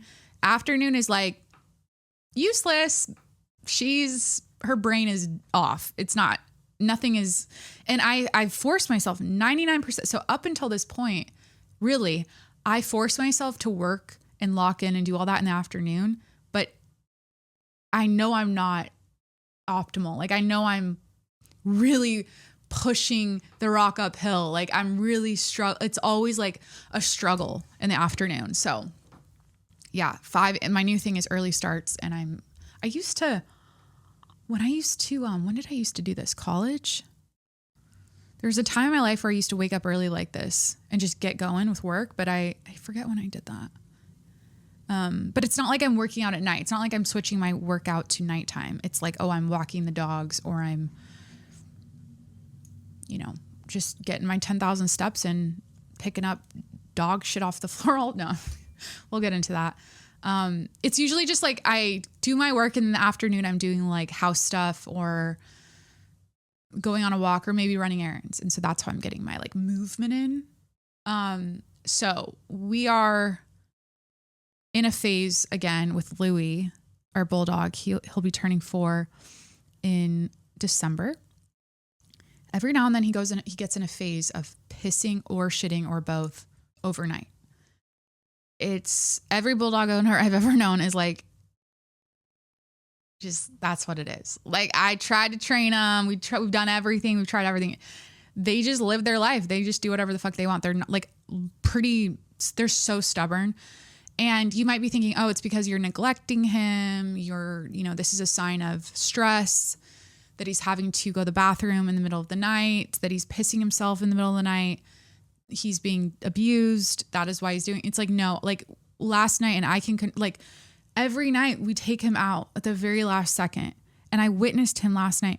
We got home from my in-laws' house, my mother-in-law and father-in-law's house, and super late. We watched him take the biggest shit and piss for 2 minutes. It's like, yeah, he's not doing it tonight. And I wake up, I'm like ready to get my podcast going, and big shit and piss. Actually, we were only at my mother-in-law's for like 3 hours.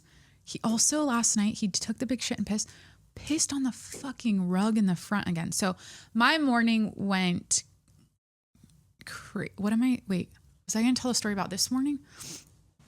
So this is the life update. Oh, Louis pissing and shitting, and I'm cleaning it up nonstop, and it's just annoying. Corey helps me, obviously. He cleans it all up. I do like the deep clean part of it. So like he'll pat the piss and he'll wipe it up and pick up the shit, and then I just go in with my hypochlorous acid and my like Pine Sol, my rug cleaner. I'm just like really getting in there, doing the real cleaning job. So that's kind of what's going on. We've been co-sleeping with him. We've been really enjoying keeping Louis in the bed when we sleep, except we don't sleep at all. It's so hard because he's too cute. We love sleeping with him. And it's so funny because I feel like when I grew up, it was like no dogs in the house, no dogs in the bed. Dogs are dogs. They're animals. They don't belong inside. This isn't a barn. And now it's like I'm spooning my bulldog. Like we are in a cuddle puddle. It's like a spoon. All we need is Jimmy it should be like Corey, me, Jimmy, Louie, like all of us in a line. And it's the best thing ever. But he wakes up and he always wants to lay with Corey. And then we put him on. I sleep through it. His snoring, his noises, him moving. I completely sleep through it. So I keep him on my side of the bed. But, at like 3 a.m, like every night this week, we keep saying we're not going to do it. And then we like get suckered in because he looks at us. He like peeks around our bedroom door and just stares at us. And we're like, oh shit, it's too cute. Jimmy Jimmy is so antisocial with us at night. Like he sleeps, he's like changed rooms where he sleeps. But, yeah, he's in his own little world. Like he comes in the morning and says hi to us, and that's it. Like he's cuddly on the couches when we're watching TV, super cuddly. And then he goes and sleeps in another room. But, anyways, at a certain point in the night, Louis he's obsessed with Corey. I think it's his scent. I don't know. He's like marked with Corey. Like it's crazy when you have dogs, like 2 dogs, and what am I saying? I think you know where I'm going with this already.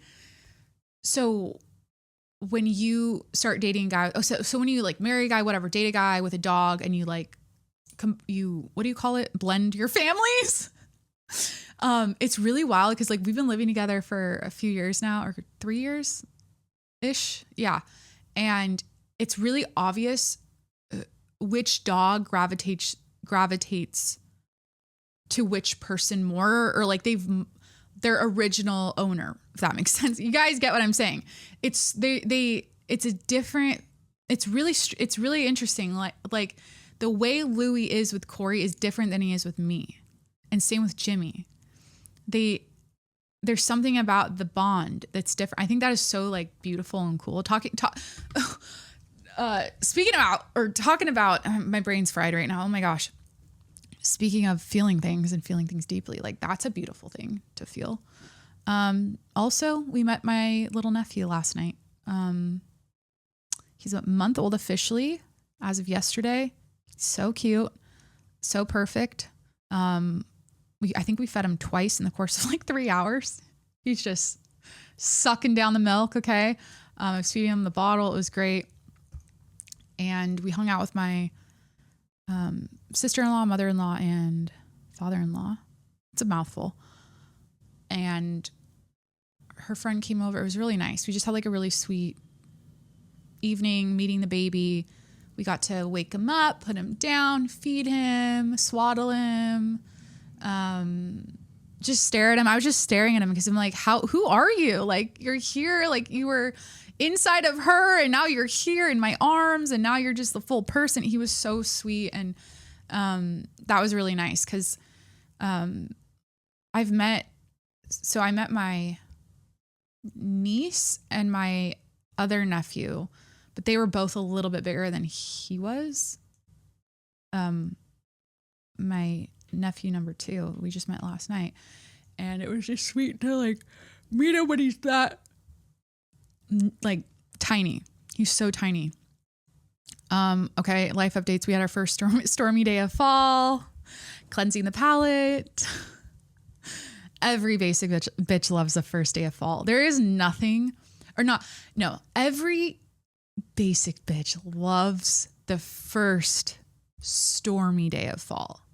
The first day that the clouds roll in, it gets a little darker, maybe it's windy, maybe it's raining, hopefully it's a little rainy, a little drizzly. It's like, it gives me butterflies. Like I bought a basket. Speaking of being obsessed with home decor, I recently bought a basket specifically for soft blankets. Okay. That's a phase of life I'm in. I bought a basket specifically to roll my soft blankets up into. And Corey comes home from work. He sees the basket, he sees the new decor, and he's like, oh, this is really nice. Later that night, the storm rolls in. There's a thunderstorm out east. We weren't lucky enough to experience that because that's the shit. A thunderstorm, that really, I love a thunderstorm. But the storm rolls in. We're sitting. I should have turned the fireplace on. I did not. We're watching like Monday Night Football, or we're watching something on TV. And he goes, I know what you want to do right now. And I'm like, what? He's like, this is the perfect situation for those little soft blankets in that basket. I know you just want to like curl up in those right now. You just want to curl up. You just want to bundle up. And he got all like, he's like teasing me a little bit, but it's so true. Like, it's such a vibe. Fall is such a vibe. Like, I love the summer. I'm such a summer person. I love the sun. I love the heat. I love tanning. I love being in a bikini. I love all that shit. But like, fall just hits. It hits different than spring. Winter can fuck off. Like, I'm not a winter chick. Like, I'm not a cold person. I do not live for the winter. I love the fall. I love this time of year. It just really, so yeah. First stormy day of fall happened. Not working out as much. Met our nephew. Our anniversary is Sunday. Our 1-year wedding anniversary is Sunday.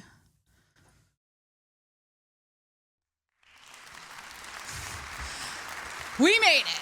Okay, we're a year in and we fucking made it. Don't think Logan, Paul, and Ian are going to be able to say that. Actually, I'm just teasing, but I talked about them last week. I hope the best. I really do. So I was going to do this pasta food quiz. It's kind of spooky and weird, but oh no, that's a different one. It's like, what Disney princess are you based on your pasta preference? Okay. These are like the OG BuzzFeed quizzes I would do. I haven't done them in probably like 2 years. They're so dumb, but it's kind of fun to like decompress on the podcast and read them. So we might, I don't know. What time is it? I love doing long episodes. I'm just so down for it lately. You know, I've always alluded to how I struggle with my L's. I think it's just how my mouth is. What did I say? The geology of my mouth? No, there's something about the L. Saying L. I don't have a lisp, but I have like an L issue, and I noticed Corey has it too. Or no, he does. Or there's something else I also have an issue with speaking wise, and I'm like, he has it too. I think it's L's. What was I just saying that had L's in it? I forget. Little, I don't know. That's weird. I just was going to talk about, those BuzzFeed quizzes. Oh, I'm loving these long episodes. Was that what I was trying to say? Loving these long episodes lately. I think that's what it was. Loving these long episodes lately. Oh, my mouth is too big for my face. It's an issue. I feel like I have sometimes I see pictures and I'm like, holy fuck, I'm not trying to have like, it's just, sometimes I'm like, I feel like because I like lost weight, I'm like all skinny now. And I'm still taking my GLP-1 medication. I'm microdosing it. Okay. I don't need to like lose weight, but I enjoy the appetite suppressant effects and the sleep. I feel like it helps I've always said this. I really feel like it helps my sleep, my energy. Oh, not really. I don't know. I just feel when you're like lighter and you're not as like bogged down with food all the time, you just feel better. So I like it for that. So anyways, I'm still on it. But as I've gotten skinnier, I'm so tiny, so skinny. I think I'm skinnier than I was on my wedding day. My mouth looks bigger and bigger. So I have less cheek to like balance it out. You know what I mean? Oh yeah, our wedding anniversary, talked about that. Okay, speaking of home decor, we've lived in this house for a little over a year and a half. And I finally looked around and I was like, it actually looks like we live here now. Like we've finally crossed the threshold of like, this is a new house and there's, you know, the new furniture, the new things we've put in. And like, now it looks like lived in. And that has always been my goal. Like, I just want this house to feel like when I go to my grandma's house or my mom's house where it those, you know what I'm talking about? Like, it just feels like home. There's like shit everywhere, but like in a nice way. Like I'm a clutter OCD, but I'm not decor OCD where it's like a lot of layers of things. Like I'm very into that. I've been adding some new things just to like make it more, I don't know. I just love it. I'm just doing all the home decor stuff, but I love the look of it being lived in. I feel like we live here and it's not like a staged, because at first when we moved here, we were kind of like staging. It looked staged. It looked very, like what you see on like when you're buying like a tchotchke on Amazon, it like shows like a room of like where the tchotchke would go in the room. You see all the other decor and the furniture and it like, there's a certain look. And I feel like, oh my God, it's crazy. My brain just did that. Oh my, you guys, I don't know if this is a skill or a divine thing, but I'm about to link me struggling with my L's again. I think I need water. I'm about to link staged homes versus lived in homes to to yuppie matcha Pilates types. That is so, again, am I going to just bitch about women again and say something negative? Who would want to ever be my friend? If you listen to this episode, you're like, dude, just cool it. I need to start talking shit about men more.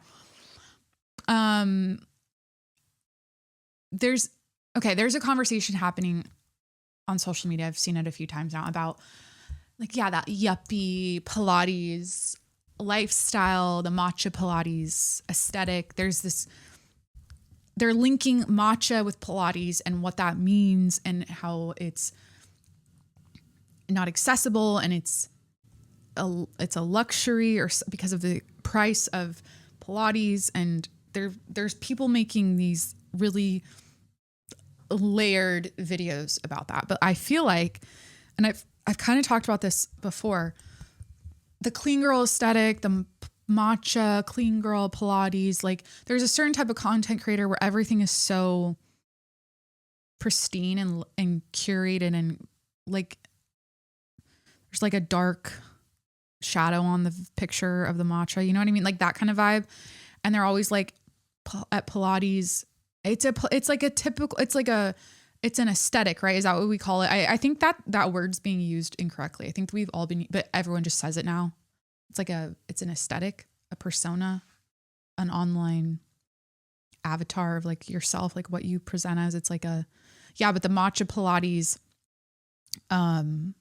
clean girl, a slick back bun, gold hoops, glossy lip, not a lot of makeup, good skin, you know, the glazed donut, the Hailey Beeper.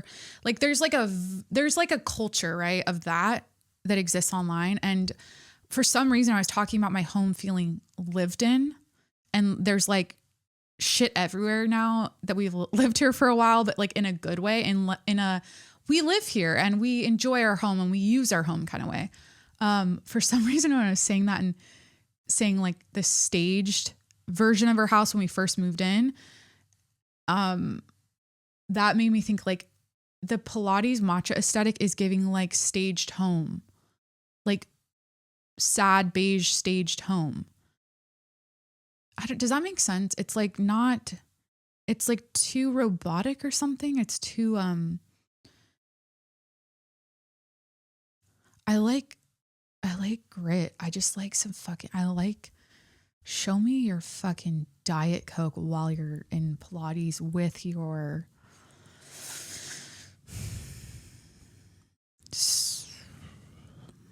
man's XL t-shirt. I don't know. Some girls wear baggy shirts in Pilates sometimes. I don't know. Do you have a nose ring? I don't know. Like what's not pristine about your vibe? You're in Pilates with your Diet Coke and you're wearing like a dancer outfit. like when they do like dance class videos and it's like, what is the dance outfit? It's like super random. Like you're wearing like just, you know, I got my shirt at the Goodwill, like a Goodwill thrifted, I don't know, like it's off the shoulder. It's like ripped, just some It's not like the typical like CSB Pilates. What is that? Crop shop boutique or like Set Active or like Aloe yoga or Pilates outfit. It's like your own. I'm looking at I have this shirt hanging over the light. So there's like a thing I have to do with my shirt. It's like an old vintage jockey t-shirt. Cause I'm like so not basic like that. I'm like, I shop at the Goodwill. I don't drink matcha. I love Diet Coke. I have like 4 a day. I'm just like so cultured and like interesting. And I have a podcast, but it's like not like other girls because I like talk about like politics sometimes. I talk about like assassinations and like I'm not trying to be funny about that topic. No, I'm not going to do that. I talk about like deep stuff about like the culture and like what's wrong with it. So like, I own a home.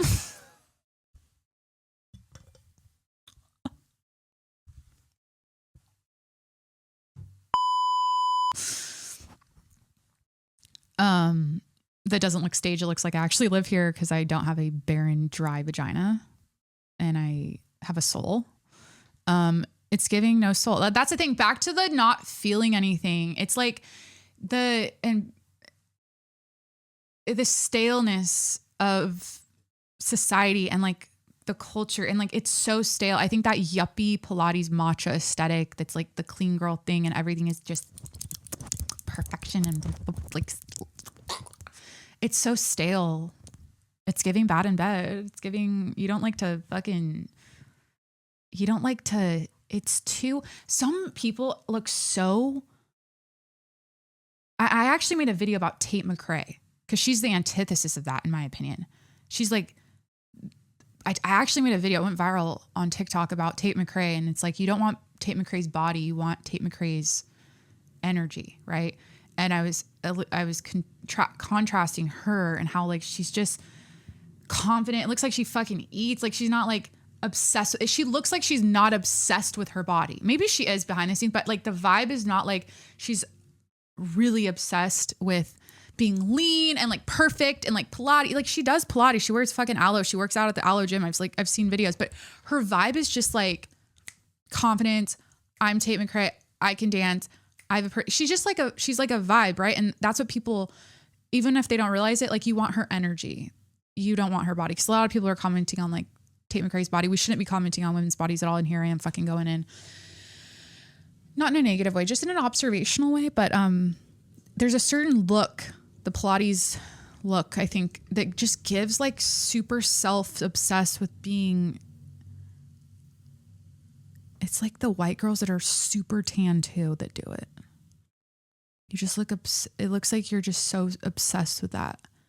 And you don't have any like where's your soul? It's just all about being lean and doing Pilates.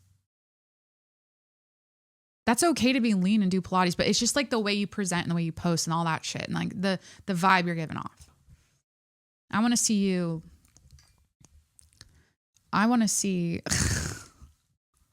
I think we need to have a fucking resurrection of like,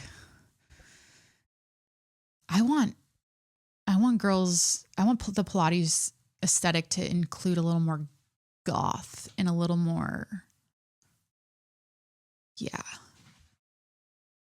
It needs a soul. It needs to be a little more,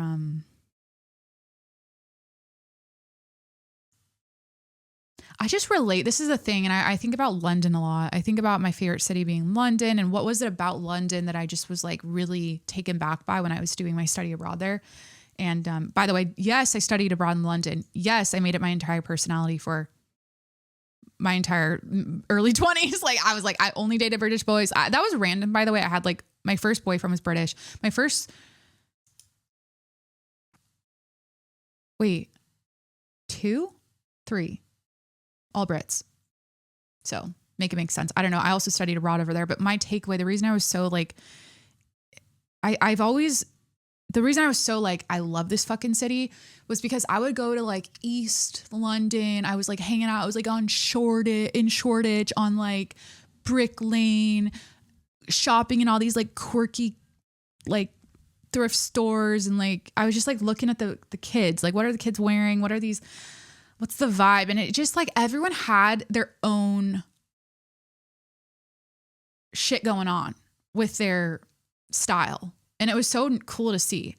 And I crave that. I live in Southern California. I think that's what it is. It's just my bubble where I live. I think if I lived obviously in like New York, I follow this account called Watching New York, and they like film people, they take pictures of people's cool outfits. And that's my exposure to it right now. Like I see like really wild outfits from that video and I'm like, yes, like this person they have their own style and their own thing. And there's something about me that's always been drawn to individuality and self-expression that's uniquely your own, that no one else can replicate. And it's not enough anymore to just like be yourself. You have to stand out. You have to have like your own, like what's like your, like what's my thing? It's like if I wore, I don't fucking know.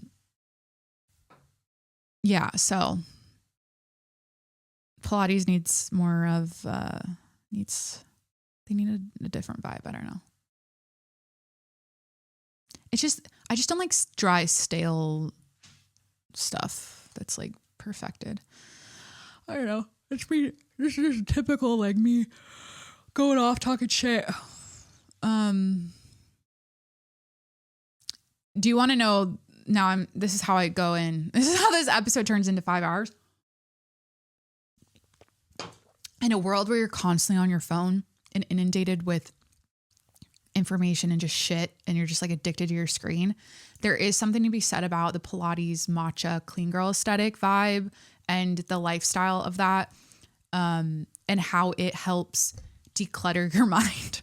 Because a lot of what that's rooted in is discipline, and you're very routine with your matcha and your Pilates, and your home is very minimal and clean, and there's only, everything's very curated and simple, and even your hair is that way, your makeup is that way. I think it's people's way of decluttering their mind in a way, and finding like their zen, because life is chaos. Work might be chaos for them, but that's the thing they can control and like keep aesthetically pleasing for themselves. And that's beautiful. So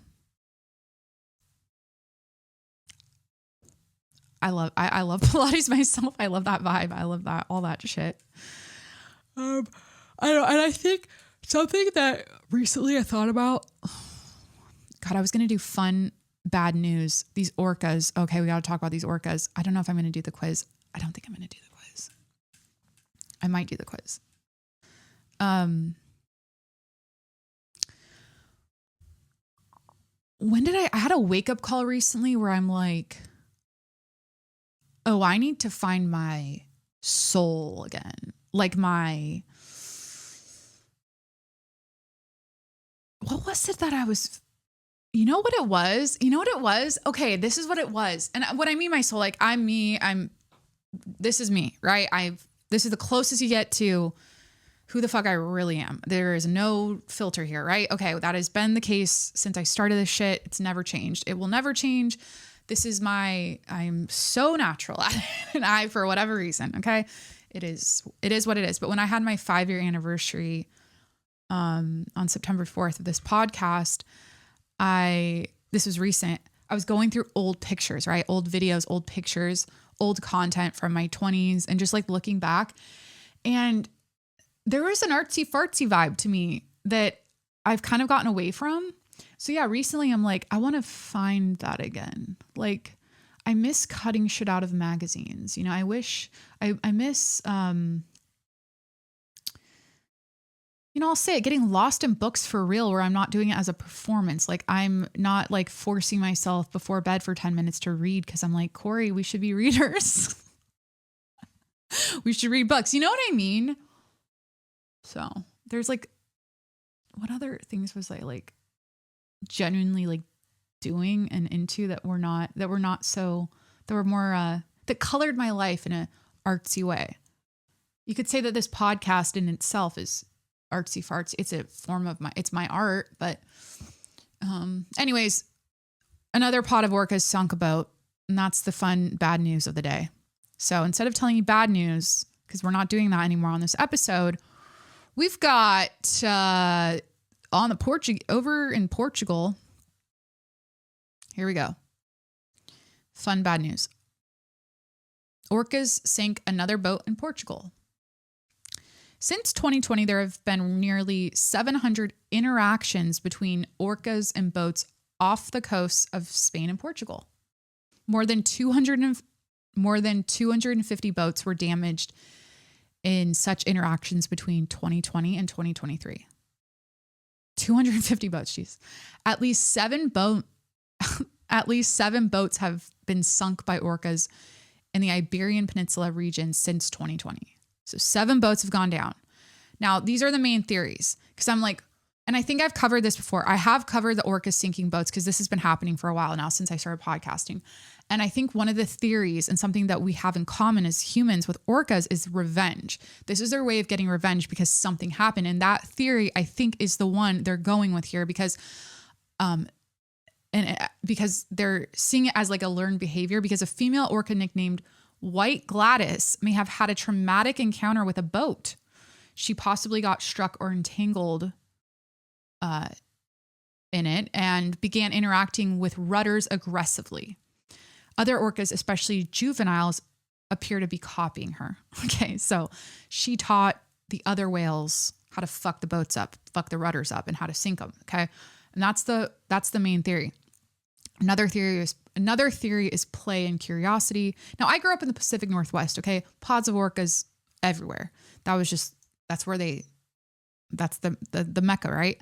This was not happening. So there's something different happening over in the European waters with orcas.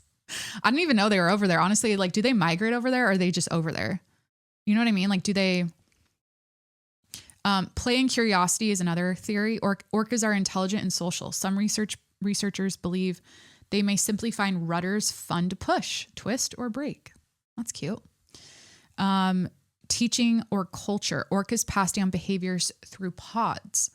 Rudder ripping may be a cultural fad among Iberian orcas. They're different over there. I'm going to look up Iberian orcas. They're not... I actually remember those Iberian orcas. They're still orcas, but they're... Oh, I have to tell you a fucking... Okay, wait. They look the same as normal orcas. They're just from that region. Speaking of orcas, we're redoing one of our bathrooms. I'm like, I want it to be a vibe and I want it to be something that speaks to us. Like, what speaks to me? Because like a lot of bathrooms, like you go into like a restaurant or a club and it's like a really cool theme, right? That's fun. And so I want that experience when our guests come over. And so I'm like, I think we should do like violent orca, like dark, scary orca whale vibes in the bathroom. So we'll see if we actually do that. But that was one of my ideas. Also, alligators on golf courses. I thought that would be kind of us coded, the golf thing. And then it would be like just alligator. I don't know if like the wallpaper would be alligator, but it would just feel like I just want it to be scary. I feel like I want the guests to be scared when they're taking a shit. I don't know. Maybe I should just put a picture of like, oh my God. I thought of two things. I'm just going to put you into my brain. This is what you tune into a podcast for. The first thought I had was, should put a picture of Jeffrey Epstein across from the toilet. And the second image I thought I should put across the toilet was fucking Hitler. That's my brain for you. Okay. So not revenge, but reinforcement. Boats are slow to react compared to fast.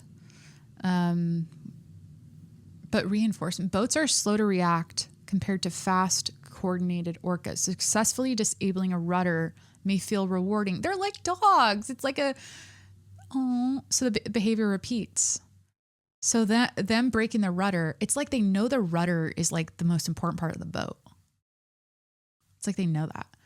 So what experts say, there's no solid evidence of revenge or coordinated war with the orcas. Most scientists frame it as trauma plus play plus social learning. But they do know the attacks are targeted and persistent, which makes them feel intentional compared to typical animal-human encounters. I love this shit. I think it is so fucking, it's so funny. I don't like it for the boats over there, but like, it's so funny.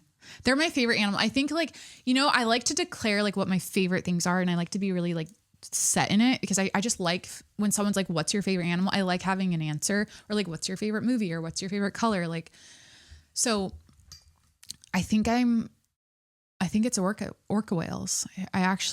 It's always been like Northwest animals, like eagles, wolves, bears, like grizzly bears, orca whales. What other? Yeah, like it's always been those types of animals. But I think it's officially orcas. They're so cool. So we're gonna wrap the episode up. Fuck it, I'm doing it. What Disney princess are you? Okay. And then I'm gonna like fuck off. We're gonna like turn the episode off. I'm already swearing too much. It's already noon. How the hell is that even possible? Okay, your pasta preferences will magically reveal which Disney princess matches your personality.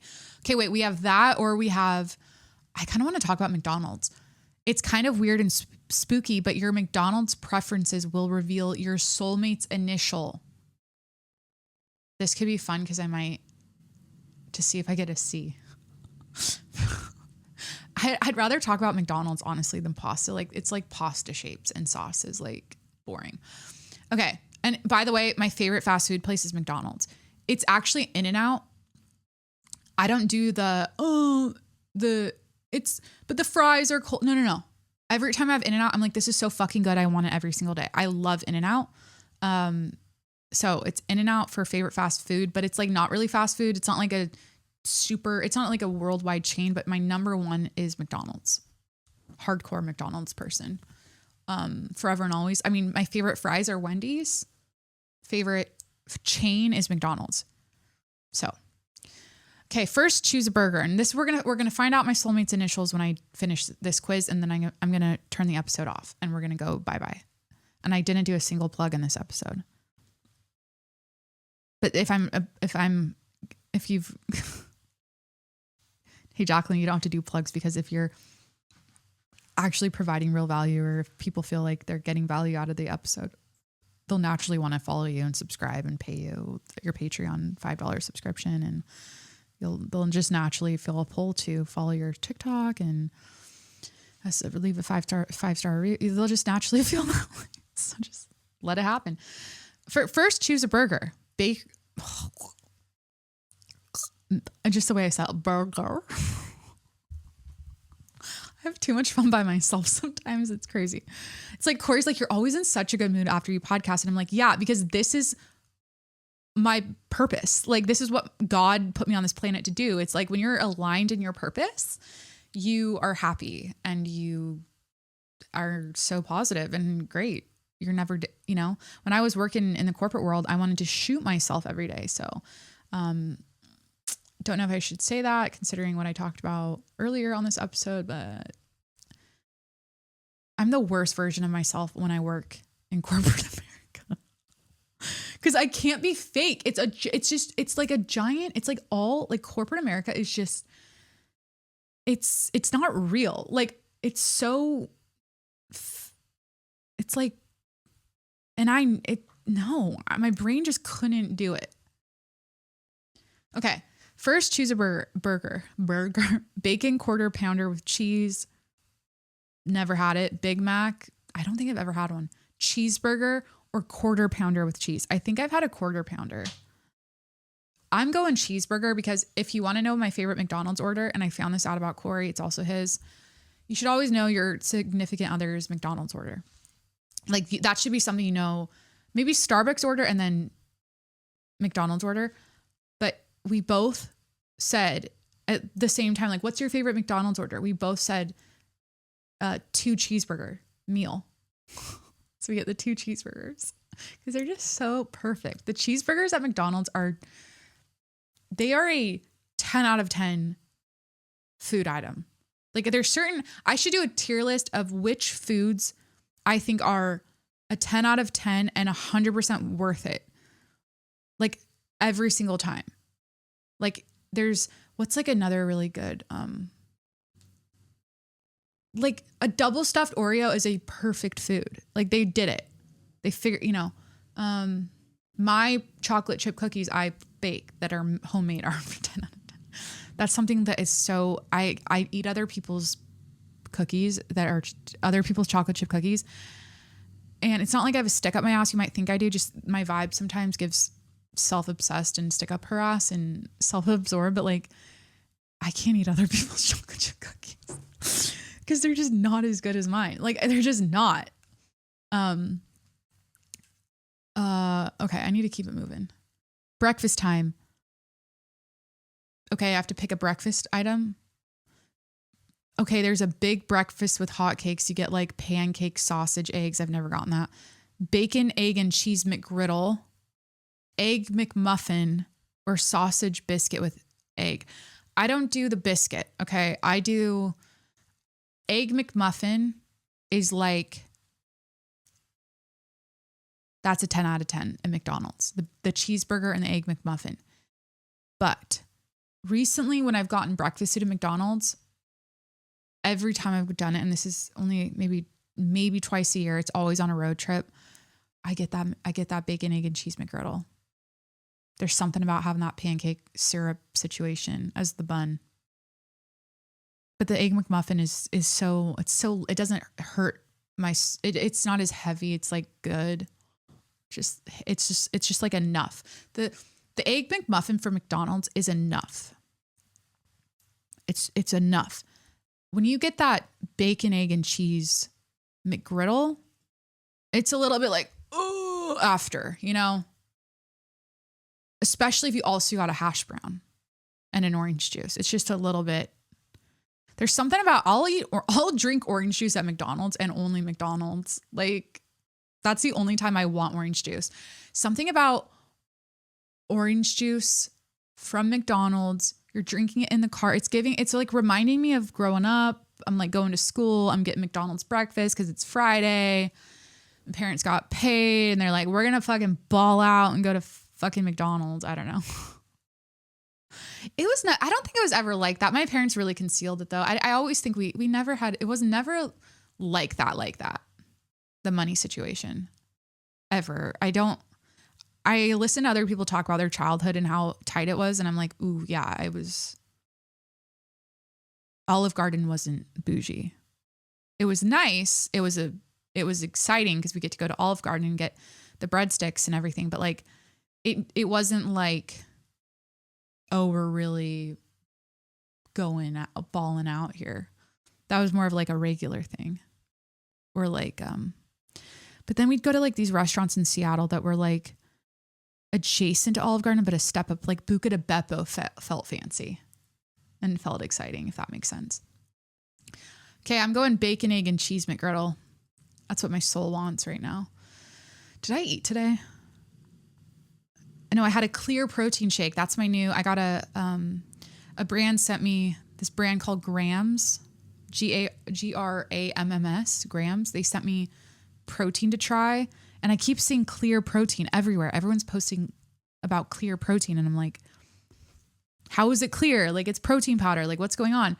And I'm telling you, when you taste it, you're like, this is so smart, because I'll drink a protein shake. I have to add like banana, like frozen banana and like peanut butter, and I have to add like berries. I want to like zhuzh it up, because just protein powder and water or almond milk is like, or whole milk if you're like one of those people or whatever, like the raw, maybe goat milk, raw fucking goat milk. It just doesn't do it for me. But putting the clear protein in water tastes like electrolyte drinks or like a refreshing juice, like a sports drink. So it's really easy to go down, and it's like, you don't feel like gross after. I feel like and it's whey protein, but they've filtered it a certain way. So you keep the protein, but you don't have all that. They remove the lactose. It's an isolate protein. I'm not going to nerd out to this right now, but it's very good. Highly recommend clear protein. Okay. Now for the fries and sides. Again, we're going to find out who my soulmate is, their initials based on this quiz. Now for the fries and sides. Apple slices, chicken McNuggets, McCrispy strips, or fries. I'm split, because obviously chicken McNuggets, but obviously fries.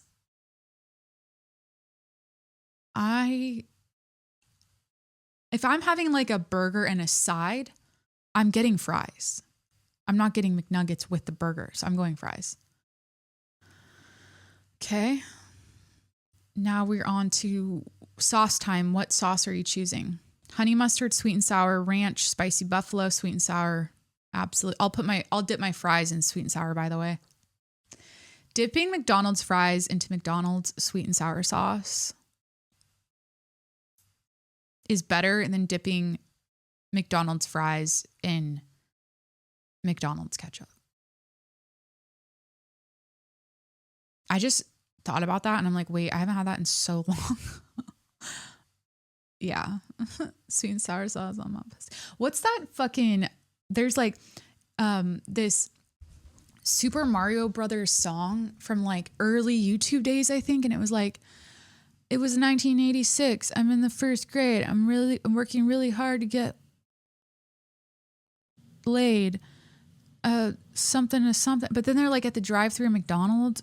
There's like a rap or whatever to this. Do you guys know what I'm talking about? They go to the McDonald's drive-thru and they're like, but there was like something about like sweet and sour sauce on my pussy. What is that? What's that from? What reference is that? Do I need to look this up? I'm going to text ChatGPT right now. What reference or where does sweet and sour sauce on my pussy come from? I've said the P word all podcast long. I talked about it way too much today. I used to not like the way I said the word pussy.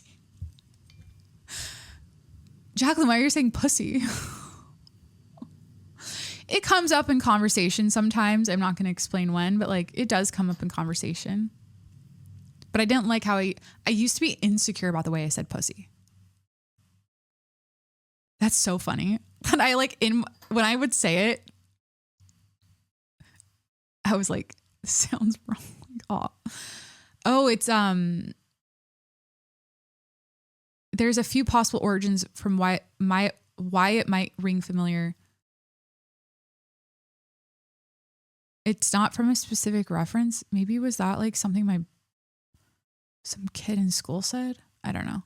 Okay, I need to finish this quiz and then we need to leave. Then I need to eat. Shit. Okay, so sweet and sour sauce. Okay, now for sandwiches. Spicy deluxe McCrispy, the McChicken, or fish fillet. Oh, this is tough. All right. It's either the McChicken or the fish fillet. The thing is about the filet-o-fish, is that you don't get that experience anywhere else in the world. The McDonald's filet-o-fish exists in its own universe. That flavor, that experience, that texture, that bite, that mouthfeel cannot be replicated anywhere else in the world other than McDonald's. The McChicken is also its own unique flavor, but I feel like I can get that experience at other places. It's a close experience to that. I am going to go filet-o-fish. Final answer. I love the McChicken, but I prefer the spicy McChicken. Choose some ice cream. McFlurry with M&Ms, McFlurry with Oreos, hot fudge sundae, or strawberry shake. I'm going McFlurry with Oreos. And one more choice. Frozen Coca-Cola. I've never had that there. Baked apple pie, a ranch snack wrap, or a McCafe iced mocha. I don't think I've had any of these. I think I got a snack wrap one time when I was early on my GLP-1 medication because I was in the McDonald's drive-thru for some reason and I forget why I was on. I don't know. Was I with Corey going somewhere? And I was hungry, but not hungry enough to get like something bigger. Maybe I had the snack wrap. I'm going to go with the snack wrap. That's the only thing I've had on this list. All right.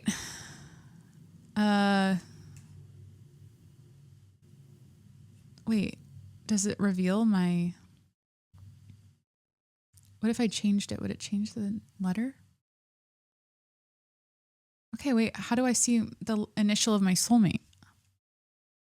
It says comments, share your comments. It doesn't tell me a result. I hate this. Wait. Okay, wait. What if I think I have to reselect a couple. Cheeseburger, or the McGriddle. I got fucking K. Christopher. Kyle. Some bullshit. What if I changed it to the McChicken? Oh, I can't undo it. It makes you redo the whole quiz. Yeah. Okay, cool. Fun. There's the BuzzFeed quiz for you. Okay, I hope you enjoyed this episode. Thanks for letting me get all that off my chest. It's how I really am truly trying to take this situation serious. Like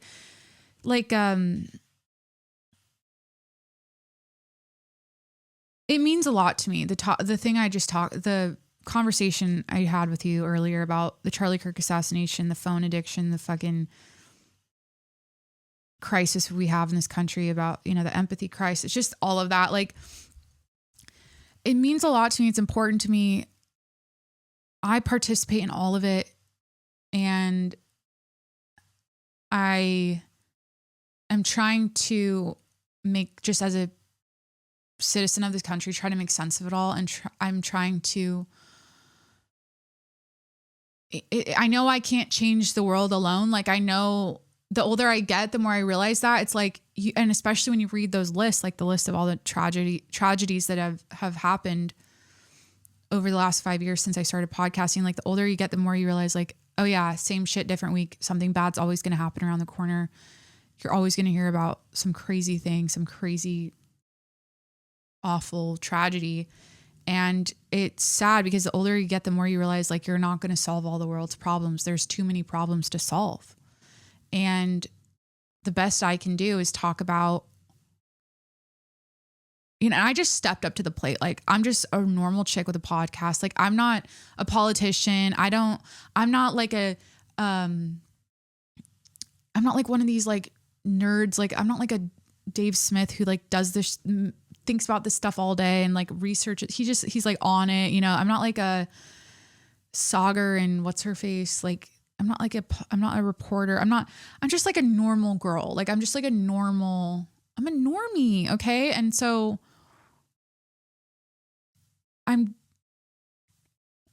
it doesn't matter. At the end of the day, we're all people. Your title doesn't matter. I just wish, I'm not saying I'm right, but I wish my message, I think what we need, and I admire this in other people, and I'm trying to do it myself here. And I'm always a work in progress. I'm always, as an orator, as someone who podcasts and talks for a living, like, I think it's helpful. And I look for this in other people to hear new perspectives or the moral of the story, the big picture about tragedies that happen. It helps your brain understand it. And so by me talking about it and giving you a moral of the story and filtering out the noise and looking at the big picture and looking at the why from my perspective, I hope that's helpful. I hope that like gives you some, I don't know what that'll do. 'Cause it's like, how does that inspire change? I think we really need to take seriously. I'm trying to think, what's like the one message, right? Like, what's the one message that I have? I do believe the phones are the problem. That's vague. That's a little broad. It's like, what does that mean? You know, I think, yeah, the phones are the problem, and they're making us stupid.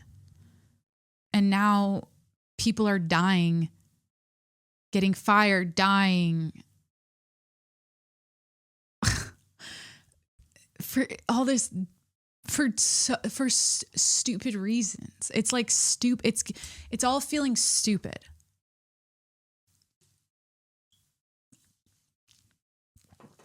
It's not logical. Like, none of this stuff is logical. My brain just cannot accept it as here's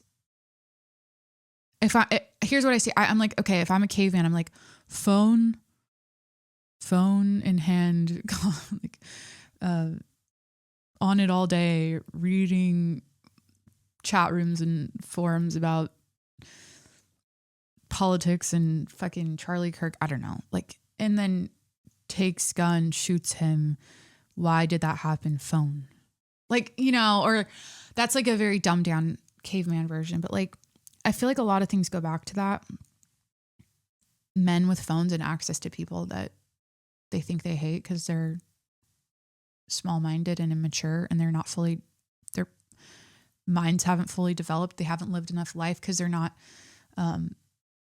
getting laid enough or whatever the fuck these incels are fucking doing. They're like, dude, we need to have like the charity movement, we need to get these fucking incels some pussy. Like, I'm gonna say pussy again. We need to get these motherfucking incels with weak chins. We need to get them chin implants. We need to get them fucking plastic surgery. We need to get them in the gym. We need to have like a gym for incels. We need to get them on some TRT, I don't know, and get them some fucking, it's like charity pussy. So they don't fucking kill any more people or change genders for like the sake of being more sexually appealing. So they can fuck. It's all about fucking. At the end of the day, if they could just fuck, if these incels could just fuck, they wouldn't shoot people. They wouldn't murder people.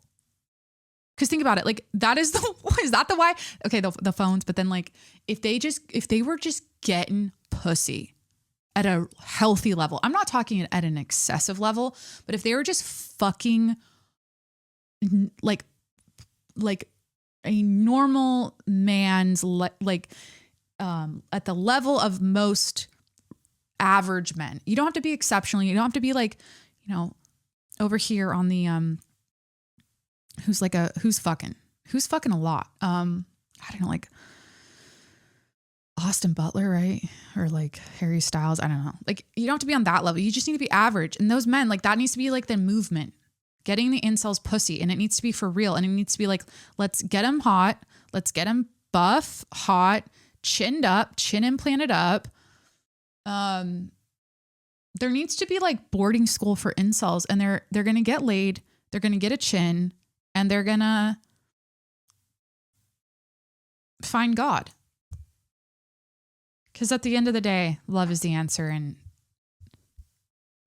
God loves us all. And once the incels realize that, they will stop shooting people. I'm falling apart. You know, it's bad when I start talking like that at the end. I'm falling the fuck apart.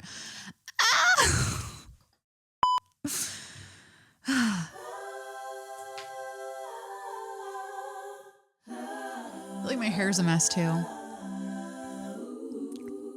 All right. This is such a different flavor from my basic bitch makeup and skincare videos I post on Instagram and shit. It's so funny because I love, like the thing is I love being a beauty guru. I love testing products. I like working with brands and doing all this girly stuff on my like social media, like profiles or whatever.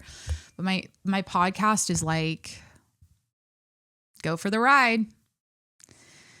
It's giving us, she's not like other girls and she's a pick me because she's so different and interesting and unique and nobody else is like her because she... It's because I was bullied. I'm trying, like the thing is it's like all of the way I am is just a reaction to my, like, it's like a what do you call it? Correction or like an overcorrection. Because let's talk about it. We're still podcasting. It's like, why do I have massive tits? And why do I always like do the makeup and the lash strip and the fucking outfits and the thirst traps and the bikini and the this and the that and like, look at me and the hot chick? It's because like, that is how I have, when I present a certain way as a woman, it's like a safe place. It's like a safe way to be. Because if I look a certain way and I present a certain way, people will like me, right? Because when you've been bullied, especially like for your looks, or you've been bullied and then you also hate yourself and you had an eating disorder for over 10 years and you like feel disgusting about yourself, at a certain point, once all that like heals, you end up doubling down on trying to be like that girl and like glowing up and being a hot chick, because you're like, I've never felt this way about myself my whole life. So why would I not lean in? And I talked about that last week, like baddies never die. And I've been a baddie this whole time, even when I was getting bullied, even when I was in elementary school, I've been a baddie for my entire life, but now I get to actually lean into it because I'm healed. How did I heal? I started a podcast. Can't recommend it enough. Okay. I love you. Please hit that subscribe button wherever you're listening right now. I'm on Apple, Spotify. I'm not going to do the spiel anymore because I'm sensing how ridiculous it is that I'm saying Apple, Spotify, Google, Stitcher, Breaker, Overcast, wherever you listen. Like, who listens to podcasts on Overcast? Or like Stitcher? Is that even a thing? I just say the same thing every week. Subscribe to the podcast. Leave me a 5-star review. Follow me on Instagram and TikTok at Jacqueline Monroe. And if you want to support the show, patreon.com/tjms, patreon.com/tjms. That's it. Thanks for hanging out, and I'll talk to you next week. Bye.